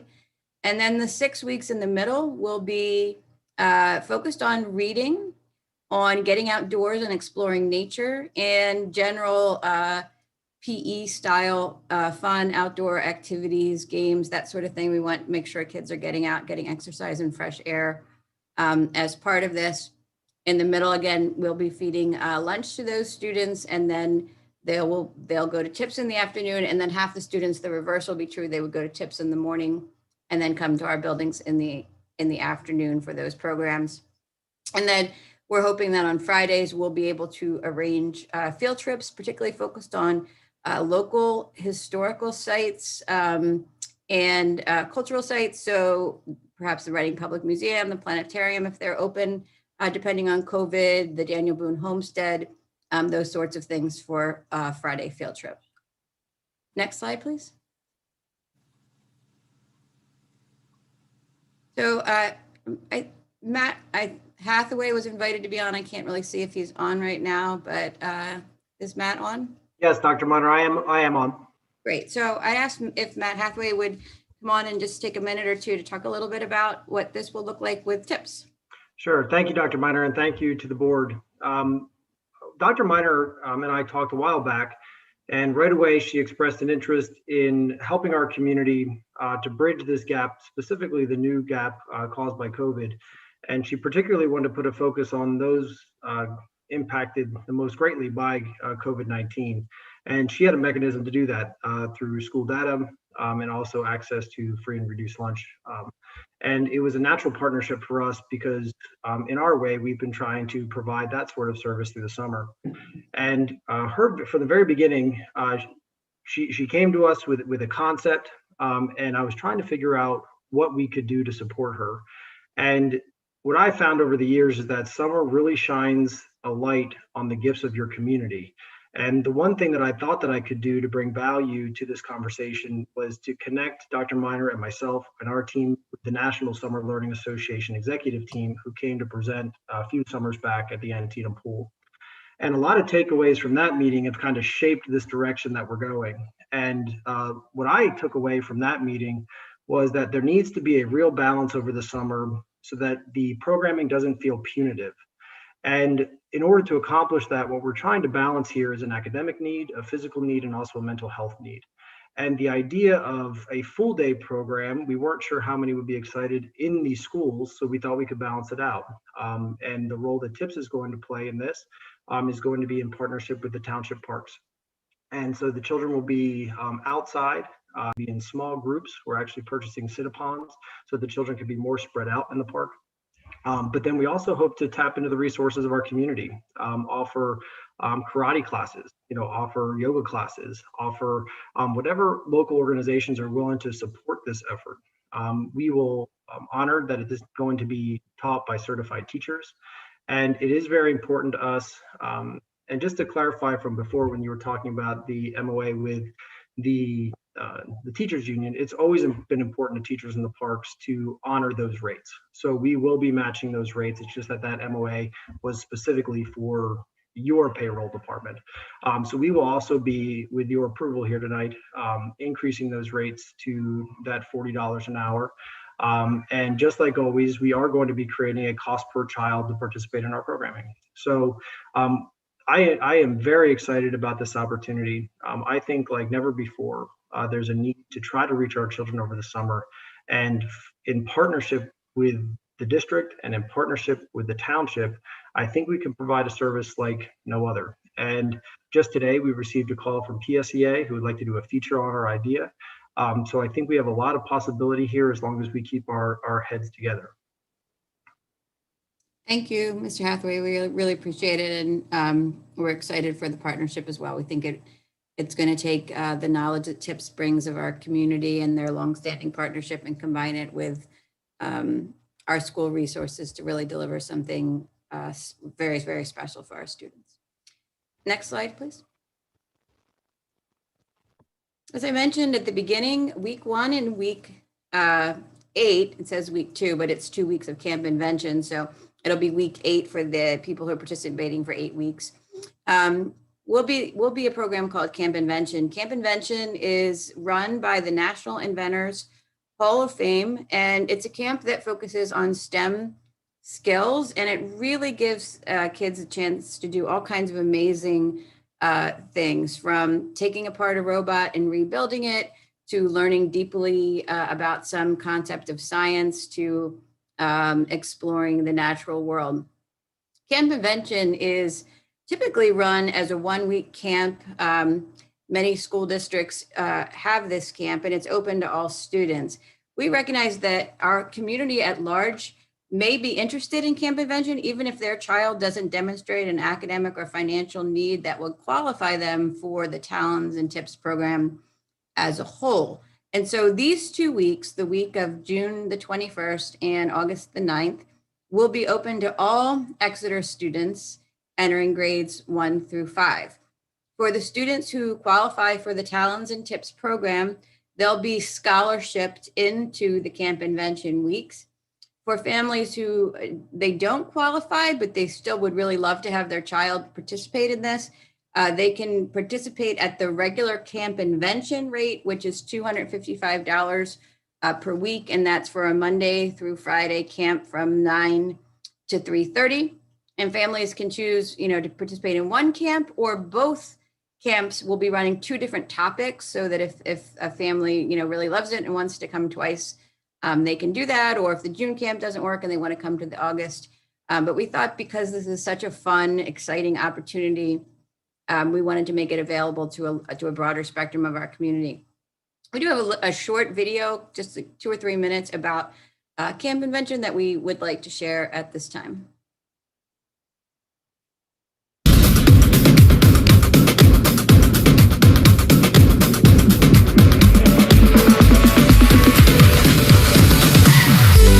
It's time to recharge. Get ready to kick off the summer with Camp Invention's exciting new program, Recharge.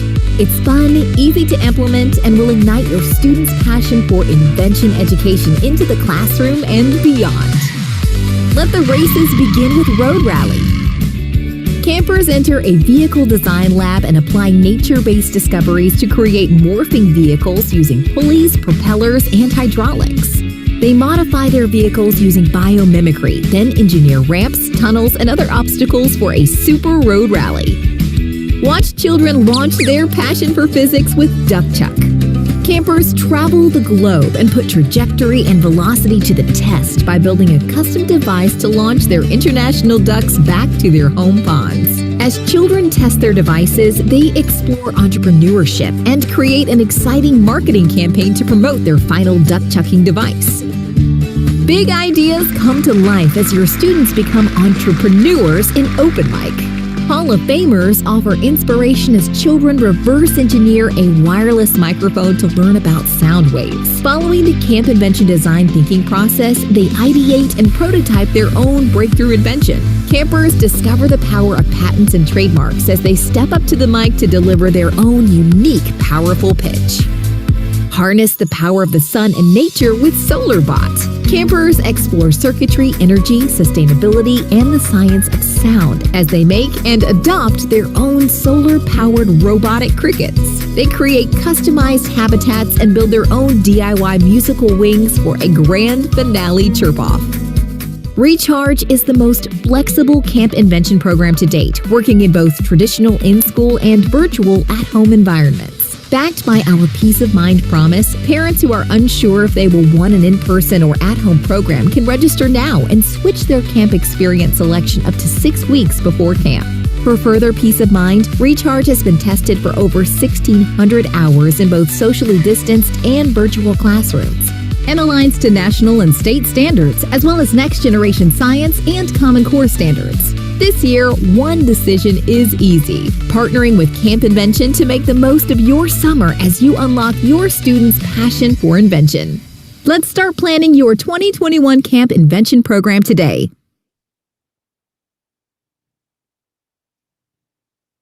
Thank you, Mr. Calamita.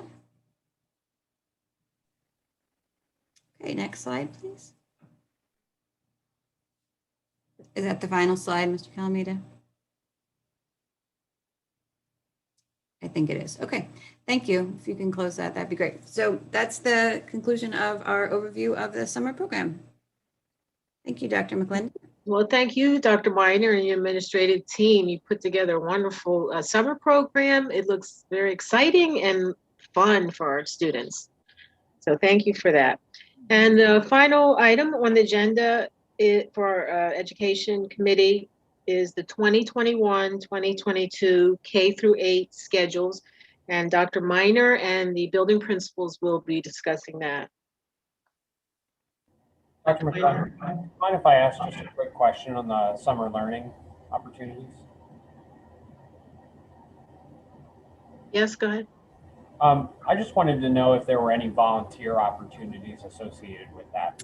Wonderful question, Mr. Aaron. So Camp Invention itself has, for every group of students, 2 high school student volunteers who are the camp counselors, and we'll be advertising to our own high school students who want to participate.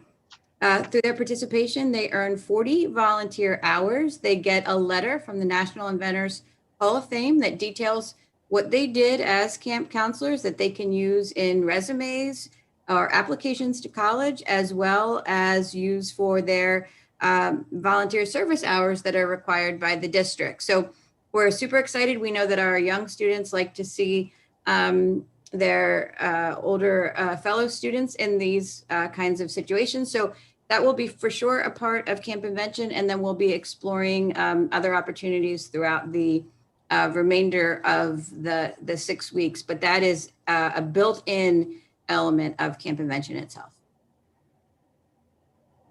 Thank you. Dr. Miner, just a quick question, Dave Hemberger. Who actually teaches Camp Invention? Is that our staff or we contract for? Yeah, so Camp Invention is a program I first became familiar with in Perkiomen Valley. They actually had it there before I started being a principal. I sent my daughters to it every single year. It's a really genuinely phenomenal program. But basically, the Inventors Hall of Fame, they write all of the curriculum. They provide all of the materials. They have a giant warehouse where they build it all and they do all the prototypes. But then you do hire, ideally, your district certified staff. So the teachers that we hire through that MOA for the 8 weeks, 2 of those 8 weeks, they would be teaching Camp Invention curriculum, and the other 6, they would be teaching the district's own curriculum. So it will be taught by our teachers, but it will be using the Camp Invention curriculum and materials.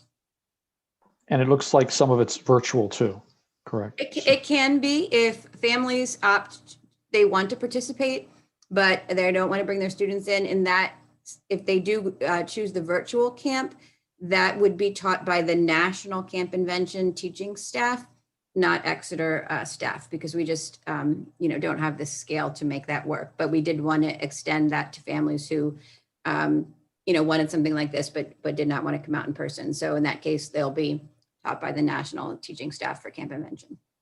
Thank you.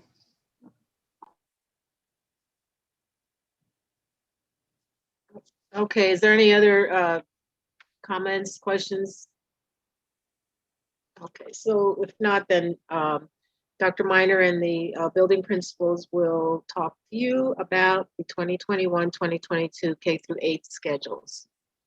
Right. So there's a station for that. That's the other one. So this is slide 1, and it's fine to start here. And basically, it's pretty simple. We want to talk to you today. I mean, you can go ahead to the next slide, Joe, about time as a resource. You know, we talk about a lot of resources in schools. We talk about, usually when we talk about resources, we mean curriculum materials. Sometimes when we talk about resources, we mean money. Sometimes when we talk about resources, we mean human resources. But I think we often forget to talk about time and how precious time is. We all know that we have only 180 and 81 days in the school year, a limited number of hours in a day. You know, a first grader only gets to be a first grader for 1 year. And so we really want to make sure that we are using our time effectively and efficiently and in the service of our academic goals so that we're maximizing teacher time with students in productive ways.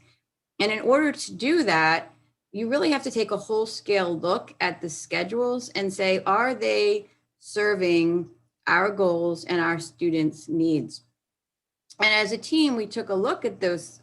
When we took a look at those schedules, we saw a lot of opportunities for improvement. And so tonight we're going to talk about improvements specifically and changes at the K4 buildings, all 3 of them. And Mrs. Mosser will be reviewing that for us. At Rifton, and Mr. Freeze or Dr. Freeze will be reviewing that. And then the junior high, Dr. Flam will be reviewing. We know also that the high school, there's a need to take a look at the high school schedule, but the high school is such a big chunk in and of itself with so much complexity that we thought it would be best to look at the K-8 buildings this year and then focus next year on really looking at revamping the high school schedule. So next slide, please. I'm going to turn it over to Mrs. Mosser to talk about some of the highlights of the K4 schedules. Okay, thank you, Dr. Miner. I am going to highlight the K-4 summary for the 2021-22 elementary school schedule. So let's start with our goal. Our goal is 100% reading proficiency. Let me say that again. Our goal is 100% reading proficiency. So with the guidance from Dr. Miner and the collaboration of our K-4 administrative team, here are the following components that will help us get to that goal. 30 minutes per day of foundations for kindergarten, first and second grade, and phonics and word study for our 3rd and 4th grade students. 120 minutes per day of English language arts using the Fontes and Pinnell classroom. So those components of the Fontes and Pinnell classroom include independent reading, interactive read alouds, shared reading, guided reading, and writing. We are going to commit to 30 minutes per day of our RTI, which is a response to intervention for reading instruction. We're going to dedicate time each day just for science and social studies because we know that that content is the foundation to building background knowledge that helps us reach reading proficiency. We're going to look at large math blocks to ensure that those blocks are not segmented throughout the day and that those blocks of time are age appropriate. So time can be spent learning those abstract math skills. All grade level teachers will have a common planning time across all 3 buildings. So I'm going to say that again too.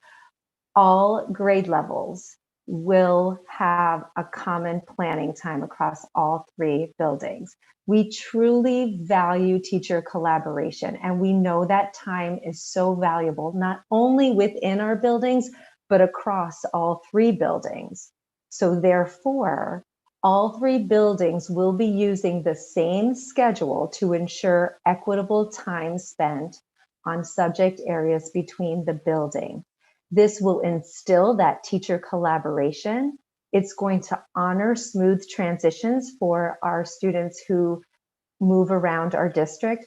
But most importantly, it's going to highlight to our community that no matter where you live within our district, your child is going to receive the same quality education, no matter if they're at Jacksonville, Lorraine, or Awatin. We are all working together to ensure that quality education. And finally, we're going to have a slight special change. Currently, we have a 6-day cycle. We're going to move that to a 4-day cycle with library, music, art, and PE. So we're going to give that time back to art and music, and research will be integrated into library, and health will be integrated into physical education. This is going to rebalance our specials so that we can ensure that our students at the elementary level get a strong foundation to build those skills so they can carry those experiences and feed into them as they move into their secondary years. So in conclusion, I know that 100% seems like a very lofty goal, but we truly believe in our teachers. We believe in partnering alongside of them so that we can see that change happen. And I think our teachers are going to feel better about how they're teaching. Our students are going to feel more confident in what they're learning, and our parents are going to really be proud to say that their children go to Exeter. And I'm super excited to be part of the team to lead this initiative. Thank you, Mrs. Mosser. All right, next slide, please. All right, let's hear about Riften. Hey, thank you, Dr. Miner and Mrs. Mosser. Dr. Mosser, you did a very nice job. I'm really excited about Riften being kind of in the middle of the elementary schedule and the junior high schedule. I think all of them are going to line up very, very well. As Dr. Mosser explained, the goal at the elementary buildings, the goal at Riften is 100% math proficiency.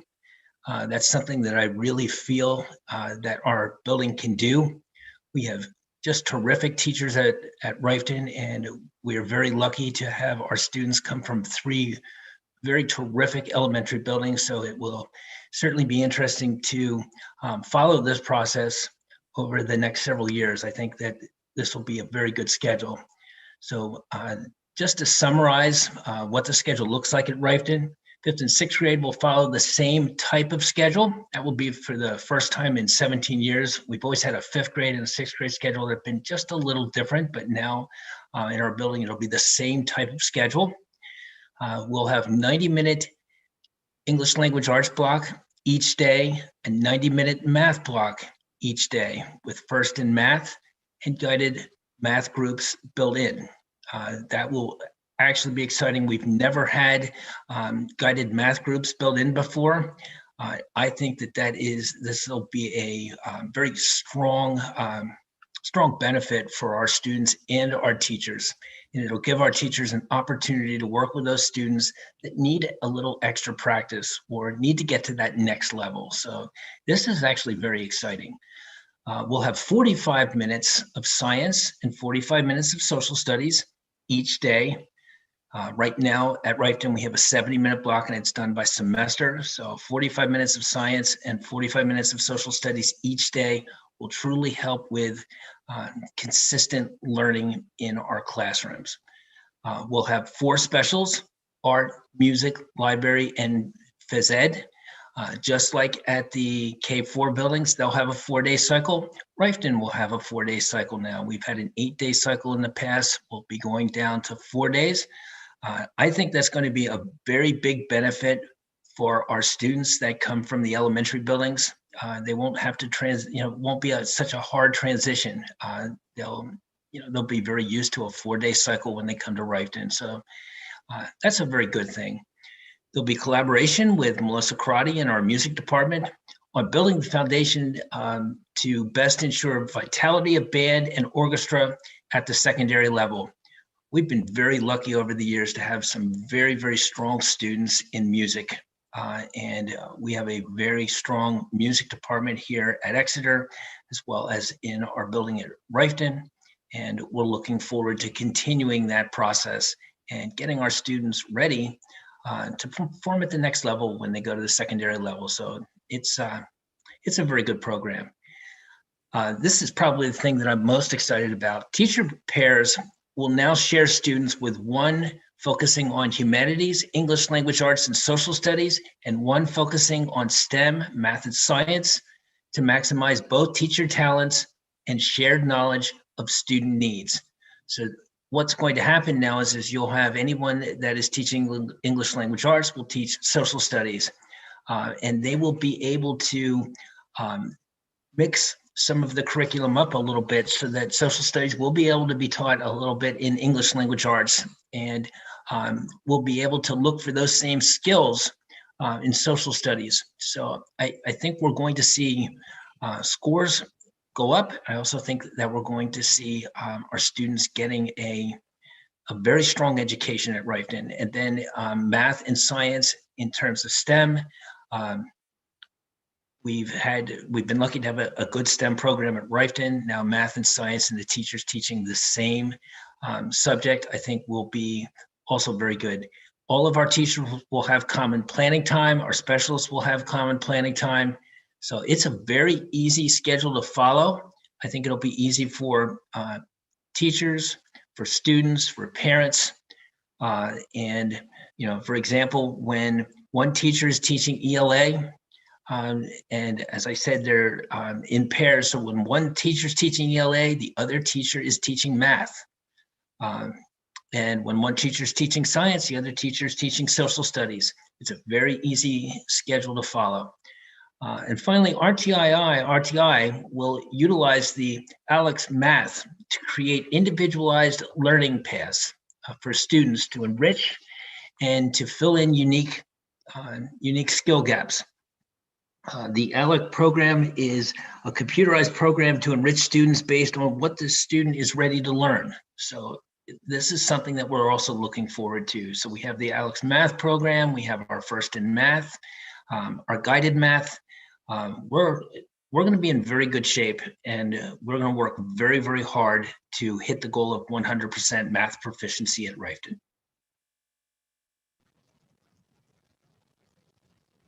Thank you.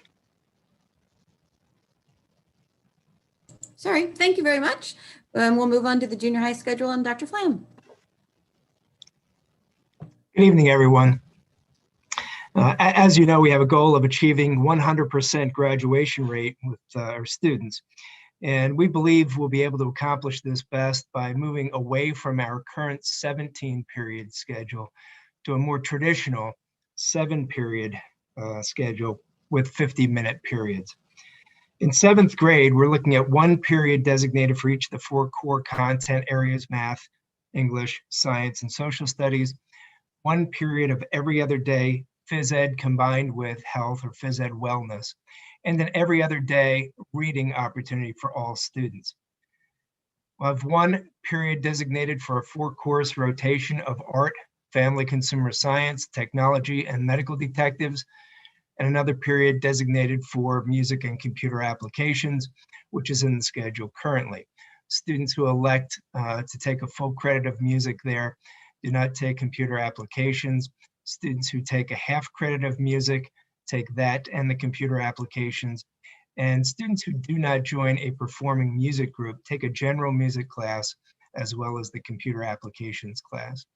In 8th grade, the schedule is very similar to 7th, with 4 periods designated for our math, English, science, and social studies curriculum, as well as PE wellness class and an every other day reading class. The difference in 8th grade is the last 2 periods where students will have the opportunity to complete 2 credits of electives, doing so with a variety of options, both full credit courses and half credit courses, and students may piece together those 2 credits as they choose. We feel that moving in this direction will give our students a better opportunity to succeed in math and reading, as well as the other core content areas. And one of the things I'm really excited about is a reading class in both grades that will align to the curriculum of our core content areas. Previously, when we offered reading, it was difficult to align to our social studies and science curriculum because we taught those courses in half-year blocks. By moving the social studies and science classes to full-year 50-minute periods, we'll be able to run our reading course parallel with those courses. And I'm looking forward to having the reading teachers tie into those areas of curricula of social studies and science and math and English, and giving students opportunities to read about the content in those courses throughout the school year. I think it'll be a great benefit for our students, and I think our social studies and science classes will be strengthened by that. I think this new schedule will give us more flexibility and support for our special education students as well. One of the difficulties with our current schedule is it's not very flexible. Piecing the schedule together as we do makes it very difficult for students to move from one model to another, makes it difficult to schedule some supports for students, and moving to a more traditional schedule will allow us to provide support both in regular ed classrooms and in special education classrooms, also pushing special education teachers into regular education classrooms to really strengthen our support system and provide interventions and support that students need throughout the school year. So we're excited about the changes. We're looking forward to moving to full year classes in science and social studies and being able to really support our students and make sure that they're moving to the high school well prepared to be successful there and to achieve our goal of 100% graduation rate. Thank you. Dr. Flam, I had a question here that I'm hoping you can address quick. As I understood it, you were saying that for 7th grade, there's one period that you can do entirely music, or that you can do every other day music and computer applications. Did I understand that correctly? That's right. So, Mr. Aarons, the way that works currently in our schedule, if a student, for example, selects chorus is a half credit elective. It's taught every other day, and computer applications then runs adjacent to that every other day. So I guess the concern that I have, and I don't want to try and prejudge, how big of an issue this is. I can say for myself, just being a more recent graduate, I think, than anybody else who's on the board, and certainly since Microsoft Office has become the staple, I think, of even honestly the world economy in a lot of ways. My skills in Microsoft Office, I directly attribute to classes I took in 7th and 8th grade. And I guess this probably isn't all that humble to say, but I've always been better than everybody that I've worked with in all 4 of the major career-oriented jobs that I've had. So I guess I'm a little bit concerned that that is now optional when some of those skills are so essential and are honestly building blocks for a lot of the financial world in Excel, for their success in college with use of Word and some of the ways that you can track changes and different pieces like that. So I'm wondering if maybe you can speak to that a little bit, or if that's just something that we'll have to unpack as we go forward. Yeah, I can certainly speak to that. And I agree with you. I think that's a great course that provides a lot for our students. And I want everyone to know that every student will take that course, with the exception of those students who elect to take more music than half credit. And that's the case in our current schedule now. We don't have a tremendous amount of students who do that. The overwhelming majority of our students take the computer applications class and get that benefit. But if they elect to take the full music credit, they do so knowing that they won't take that computer applications class. But the overwhelming majority of our students do take that class. I appreciate that response. I'll certainly think about this more. I guess my concern is, are students in 7th grade able to make a decision like that could potentially set them behind for their ability to work in the world economy now in as an effective way as they can? Because learning those programs when you start the job is difficult, and I would suspect that a lot of them are sprinkled into our other coursework. And I guess I'm just curious, especially now as technology is so essential in our day-to-day instruction. Mr. Ahrens, two things I'd like to jump in. One is, I don't think 7th grade students generally make that choice. I'm pretty sure their parents help them make it, or if not make it entirely for them, at least support them in the choice. And I'm sure that's a conversation they have. The other thing I think it's important to remember is, whatever a 7th grader is taking, and it's interesting that, from the time that you took the course through your adult life, that Microsoft Office, was still predominant and used. I think with the speed and pace of technology, I think, knowing for certain what a child learns now is in fact what they're going to be using as graduates and or in their career. I was actually just having a conversation with Dr. Winters today, who is going off to Twin Valley, and we were lamenting being in different districts who use Google and Gmail versus Office Outlook mail, and just having to relearn that going back and forth. So, I do think that having a rich offering in different computer applications from 7th grade straight through the high school is important. And I think it's, a family who would choose to focus on music at this point would certainly have opportunities to pick up computer technology courses throughout the high school as well. So,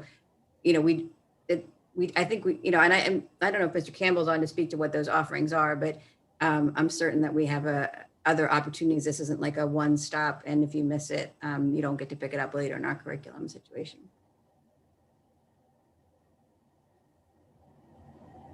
Well, I appreciate that, and maybe the solution is that guidance counselors need to be clear about their discussions with students and their parents about that, because I don't think I've ever applied for any job, let alone look for any job applications where the knowledge of Microsoft Office hasn't been essential. Now, I probably haven't been applying for jobs as long as some of you guys have, no offense. But it has had tremendous staying power, and there is efficiency to be found in being able to work well with those programs, especially in my own experience. So I would just encourage that to be kept in mind. Absolutely. All right, thank you, Dr. Flamp. I think that yours was our last slide. So we can stop sharing, Mr. Calamita. And Dr. McClendon, I thank you for allowing us to share information related to our schedules this evening. Okay, and thank you, Dr. Miner, Ms. Mosser, Dr. Freeze, and Dr. Flam. And that does conclude the items under the Education Committee agenda. Okay, thank you, Dr. McClendon. And then we will move into Policy Committee with Dr. Hemberger. And just a reminder that this is the last opportunity, if you are interested in calling in for public comment tonight, to send your email to questions@myexeter.org. Okay, Dr. Hemberger.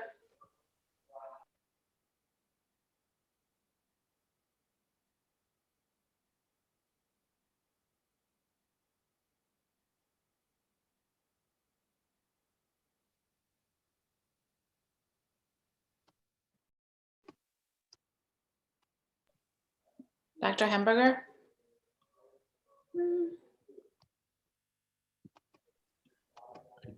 Don't see him. Okay. Mrs. Harris, would you like to go over the policies? Yeah, sure. I was going to say I can cover these. So we have some policies up that have some minor revisions in them that are mandated revisions.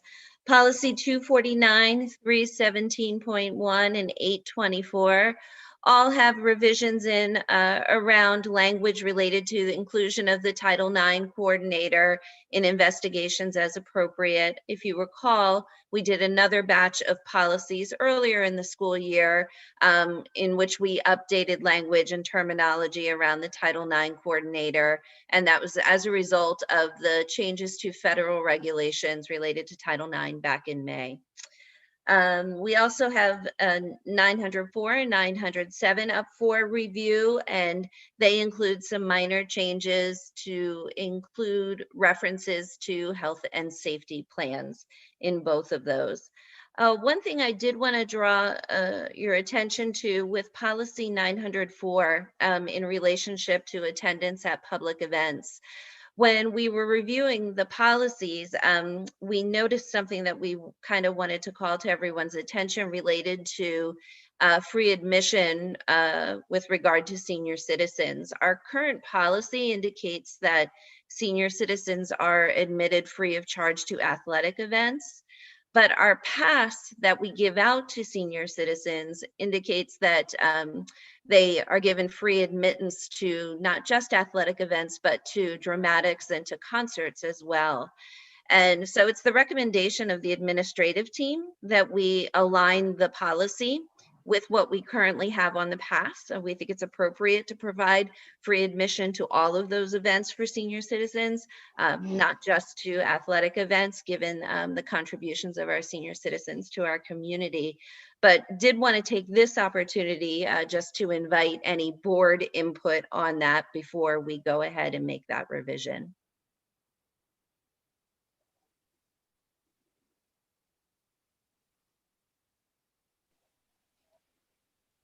May I ask, how can we add to that allowing vets to also be admitted for free? Is that, how do we take that path and how can we bring that up to the board?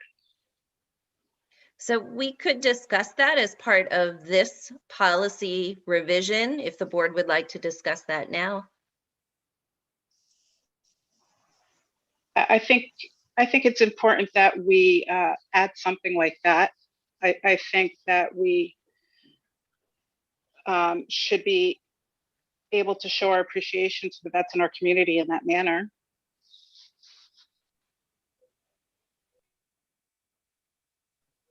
Is there any other board input on that? That's certainly something that we can take back as an administrative team and look at a revision for coming up for a second reading for that particular policy. You know, I'd always take people at their word, but I wonder just, I mean, how would we just verify? How do we verify seniors?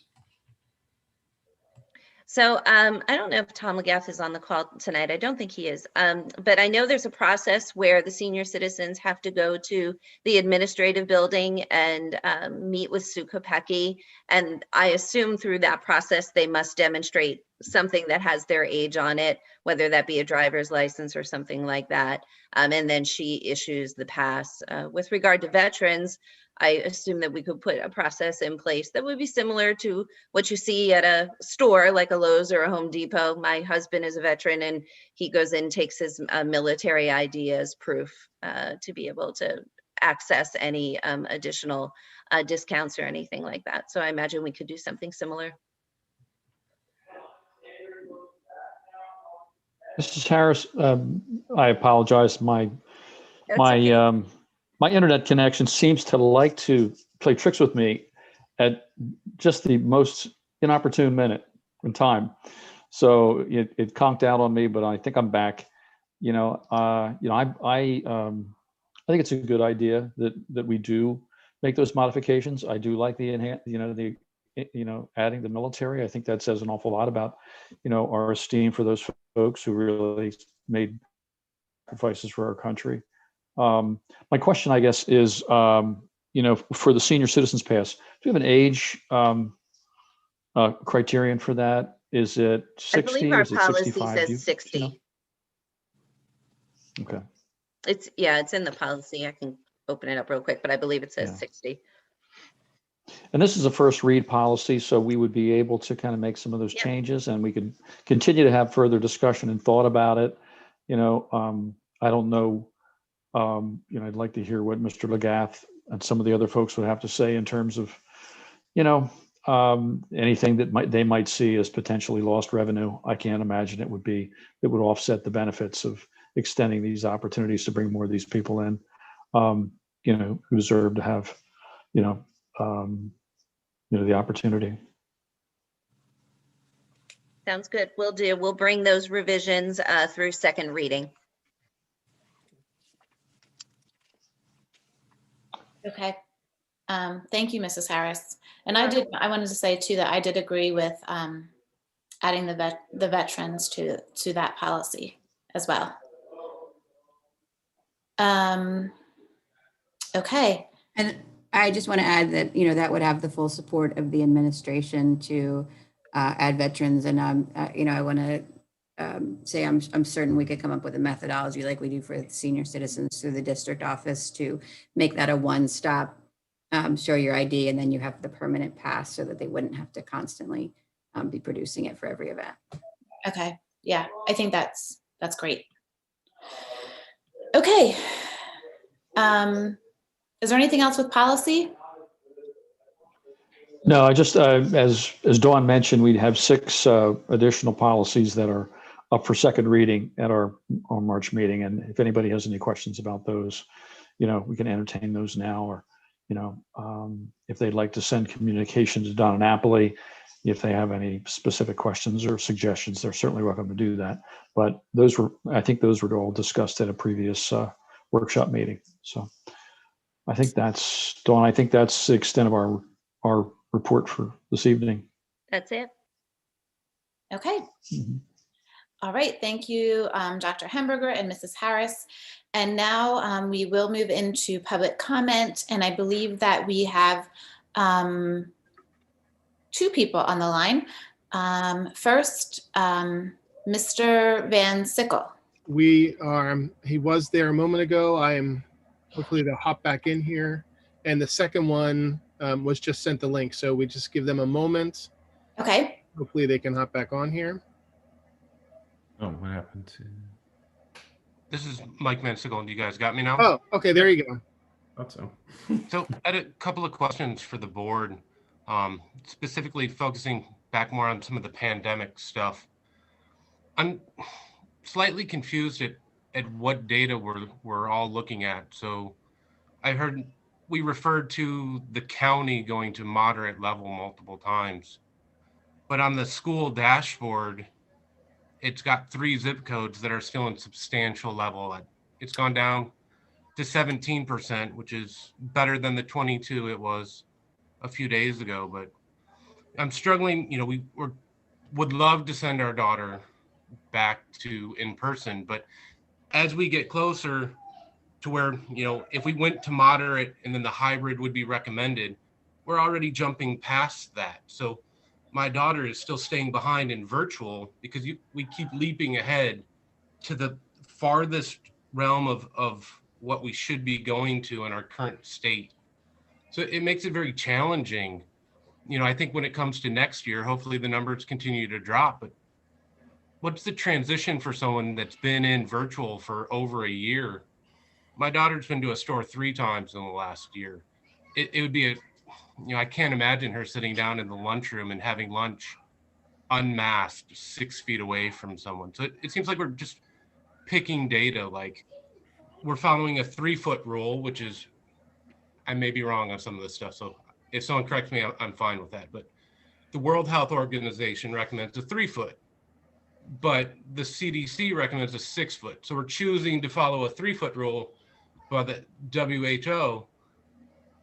We're just picking and choosing which better suits our aligned ideology, which gets very confusing to me. Like, do we really have the best interest at heart for my daughter? Or are we just picking what we think to get kids back in school so the masses are happy?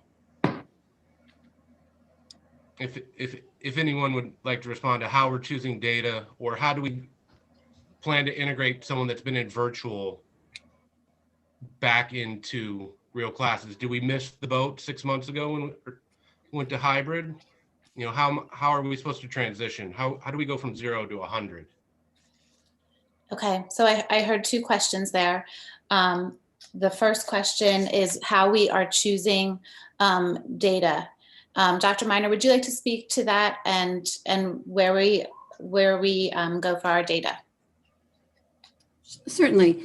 So I think one thing that it's important to note is that the administration's recommendation to reopen the schools wasn't predicated on the change at the county level from substantial to moderate.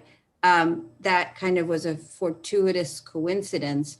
The reason that the administration felt like we could move forward at this time was actually the data trajectory. So in July, I don't know if you remember back then, we presented to the board a full open plan.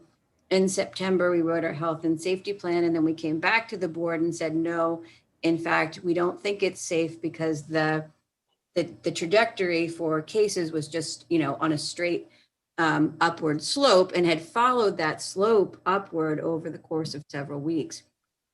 Now the opposite is true. So since January 15th to today, if you look at the data for the state of Pennsylvania and for the county as a whole, it's a steep decline, and it has been continuing to decline with each subsequent week. So a couple of weeks ago, if you looked at the map of the state of Pennsylvania, every county was in red, was in substantial. Today, several counties are actually in low. Berks and other counties are in moderate. And what we're hearing from different advisors, medical professionals, et cetera, is that they anticipate that data will continue on that trajectory, especially as more and more people become vaccinated. So that's what the basis was. And in terms of the zip code, we do provide that data, that those are the zip codes that comprise Exeter. But the determinations and the guidance that are given out by the state are done at the county level based on that substantial, moderate, or low. So we do include that on our website as well. I think the question about 6 feet versus 3 feet and picking and choosing. I would agree that throughout this entire process, there have been data put out that could support any number of contentions that, it's totally safe to go back to school. It's not at all safe to go back to school. And one of the things that we established early in the process was a pandemic task force, a group of people that includes a pediatrician, that includes a hospitalist at St. Joseph's, that includes our transportation directors, our principals, teachers, union representatives, support staff representatives, our leadership, to really look at that collective data and take that data and say, where are we in terms of our own preparedness and how we feel that we can deliver safety given the community spread and our own preparedness. And so that body had met again and felt like we can move forward. So it wasn't just solely triggered by that. And then in terms of the 3 feet versus 6 feet, that's always been a conundrum, and people will say, the 6 feet is not necessarily a precise number. It was a number that was based on a study at some point about how far droplets went, but it's been kind of that standard that the Department of Health and other organizations have used. And where the state has been completely clear is that the 6 feet is a non-negotiable when masks are off, so during mask breaks and when students are eating. And that is one of the few things that has been consistent from the beginning of the pandemic straight through. But when students are masked or on the school bus, et cetera, the guidance has feet where feasible, because they recognize that although 6 feet is ideal, you really pretty much no school anywhere could reopen at 6 feet. And as time has progressed and we see the safety that's afforded when both parties are wearing a mask, the 3 feet distance is what the American Academy of Pediatrics and the World Health Organization say affords a level of safety that, for instance, 6 feet apart with no mask, isn't completely different from. So, as a parent myself, I know that these decisions are extremely hard, and they're certainly not easy for our school. But I want to be clear that the administration is not at this point feeling forced by the school board or forced by our community. We've taken many hard stands that we're not popular. In fact, every stand that we've taken has garnered hate mail from some group or the other group. And we don't, we can't be swayed by that. We really have to use our best judgment as school leaders on when we think we can execute something safely. And we think that's the point that we're at. The other question that you asked is a really, really important one as well, which is, how do you transition students? And I think one of my concerns as a school leader is that if students do not ever come back into the classroom during this school year, that coming back in the fall will be all the more difficult. Students often have anxiety about coming back to school in the fall, just in any year, in a non-pandemic year. And so, we're hopeful that as the numbers continue to go down and vaccines continue to go up, that more and more families will come and have their students participate in some in-person learning before the end of the school year, so that students kind of can go into the summer knowing that they did it, they were back in school, they were kept safe, and that they can come back in the fall. And so why we've said to families that if you want to choose something different than you're in currently, so if you're in virtual and you want to come back, that you should contact your child's principal directly, is we want to have a conversation with you about the needs of your child. Does your child need to come and visit the school? Does your child need to come at a half day and have you pick them up for lunch? Like, what best supports your individual child's needs, their level of anxiety, their comfort level, what your family has been engaging in or not engaging in terms of that. So we do think that's almost a case-by-case basis in terms of what the transition back to school looks like, because every child is unique and every family circumstance in terms of how much they've been engaging with the outside world is unique. So if at any point your family or any other family would decide that they wanted to come back into the schools, your building principal and guidance counselor are there to support your child and your family through that transition. Well, thank you for those answers, and thanks for the options. So we'll consider those, as we get to a comfortable level for our family. So I'm seeing where, it only looks good now because it was really, really bad. We're at the same level we were in November when everybody wanted to shut Florida down because they hit 8,000 a day. That's still happening. I would say, and I absolutely, you're absolutely correct. I do think that the fundamental difference for our school is, and for our society, is we've learned a lot about what is really risky and what's less risky. And we've learned as a school community how to manage those risks. And so I can say, when I first would walk around classrooms in November, there were a lot of students who I would have to cue to pull their mask up over their nose, little kids. And now, kids are really doing that and reminding each other. So, although the data is not dissimilar to where it was in October and November, the trend is the right direction instead of the wrong direction. And as a school community and as a society, we've learned a lot about virus mitigation and safety practices. So we hope that at some point you'll feel safe to send your child. One last one. I was surprised at the call that they're going to add clubs back in. It seems like adding the athletics early and then the clubs to even just compound the interaction between smaller groups seems like we're valuing that more so than getting everybody back in school. If there's less athletics and less after school programs and a better bus plan, that stuff would have eased.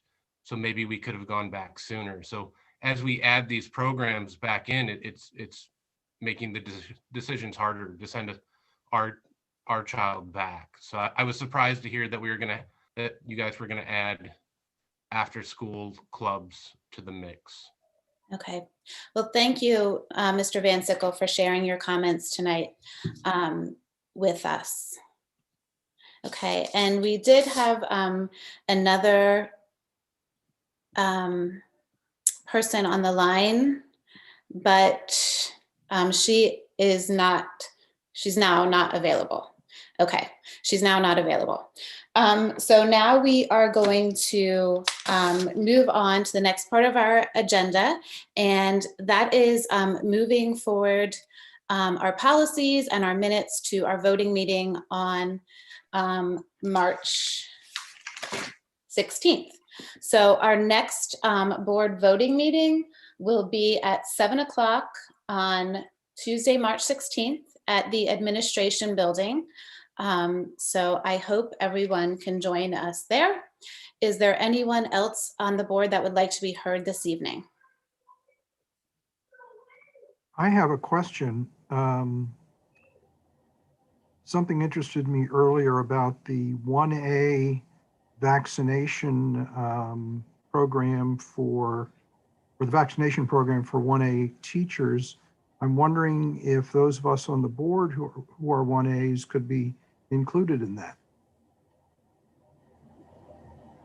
So right now, Mr. Vidler, anybody who is 1A is eligible for vaccinations through healthcare providers as well as through pharmacies. If the governor decides to move teachers and education staff into 1A, the governor's office would decide what those parameters were in terms of who was included in that group. So there's been some discussion about whether or not school districts that have contracted bus drivers, if those bus drivers would be included, or just school districts for whom those were employees. So if the parameters include school board members, we would certainly afford that to our school board members. If they do not, we would not be able to do so. I do believe, maybe someone else knows this answer better than I do, that in 1B or some later group, government officials are included in one of those, I believe, as it stands. It's 1C.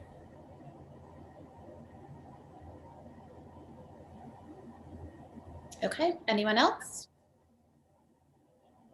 Allison, I had one thing. I just wanted to update the board regarding the transportation center. Brian provided me sketches that were provided by an architect that we've been working with that we'll be submitting to the township in short order so that they can review that in accordance with the zoning letter that we received, I think it was now 3 years ago, and they'll be giving us a response about whether we still qualify for some of the exceptions that they had outlined earlier. We expect that to be a good result, but all the same, we need to go through that process. So I just wanted to update everybody about that.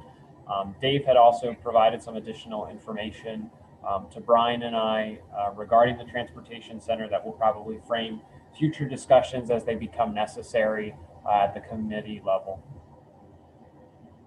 Okay, thank you. Anyone else?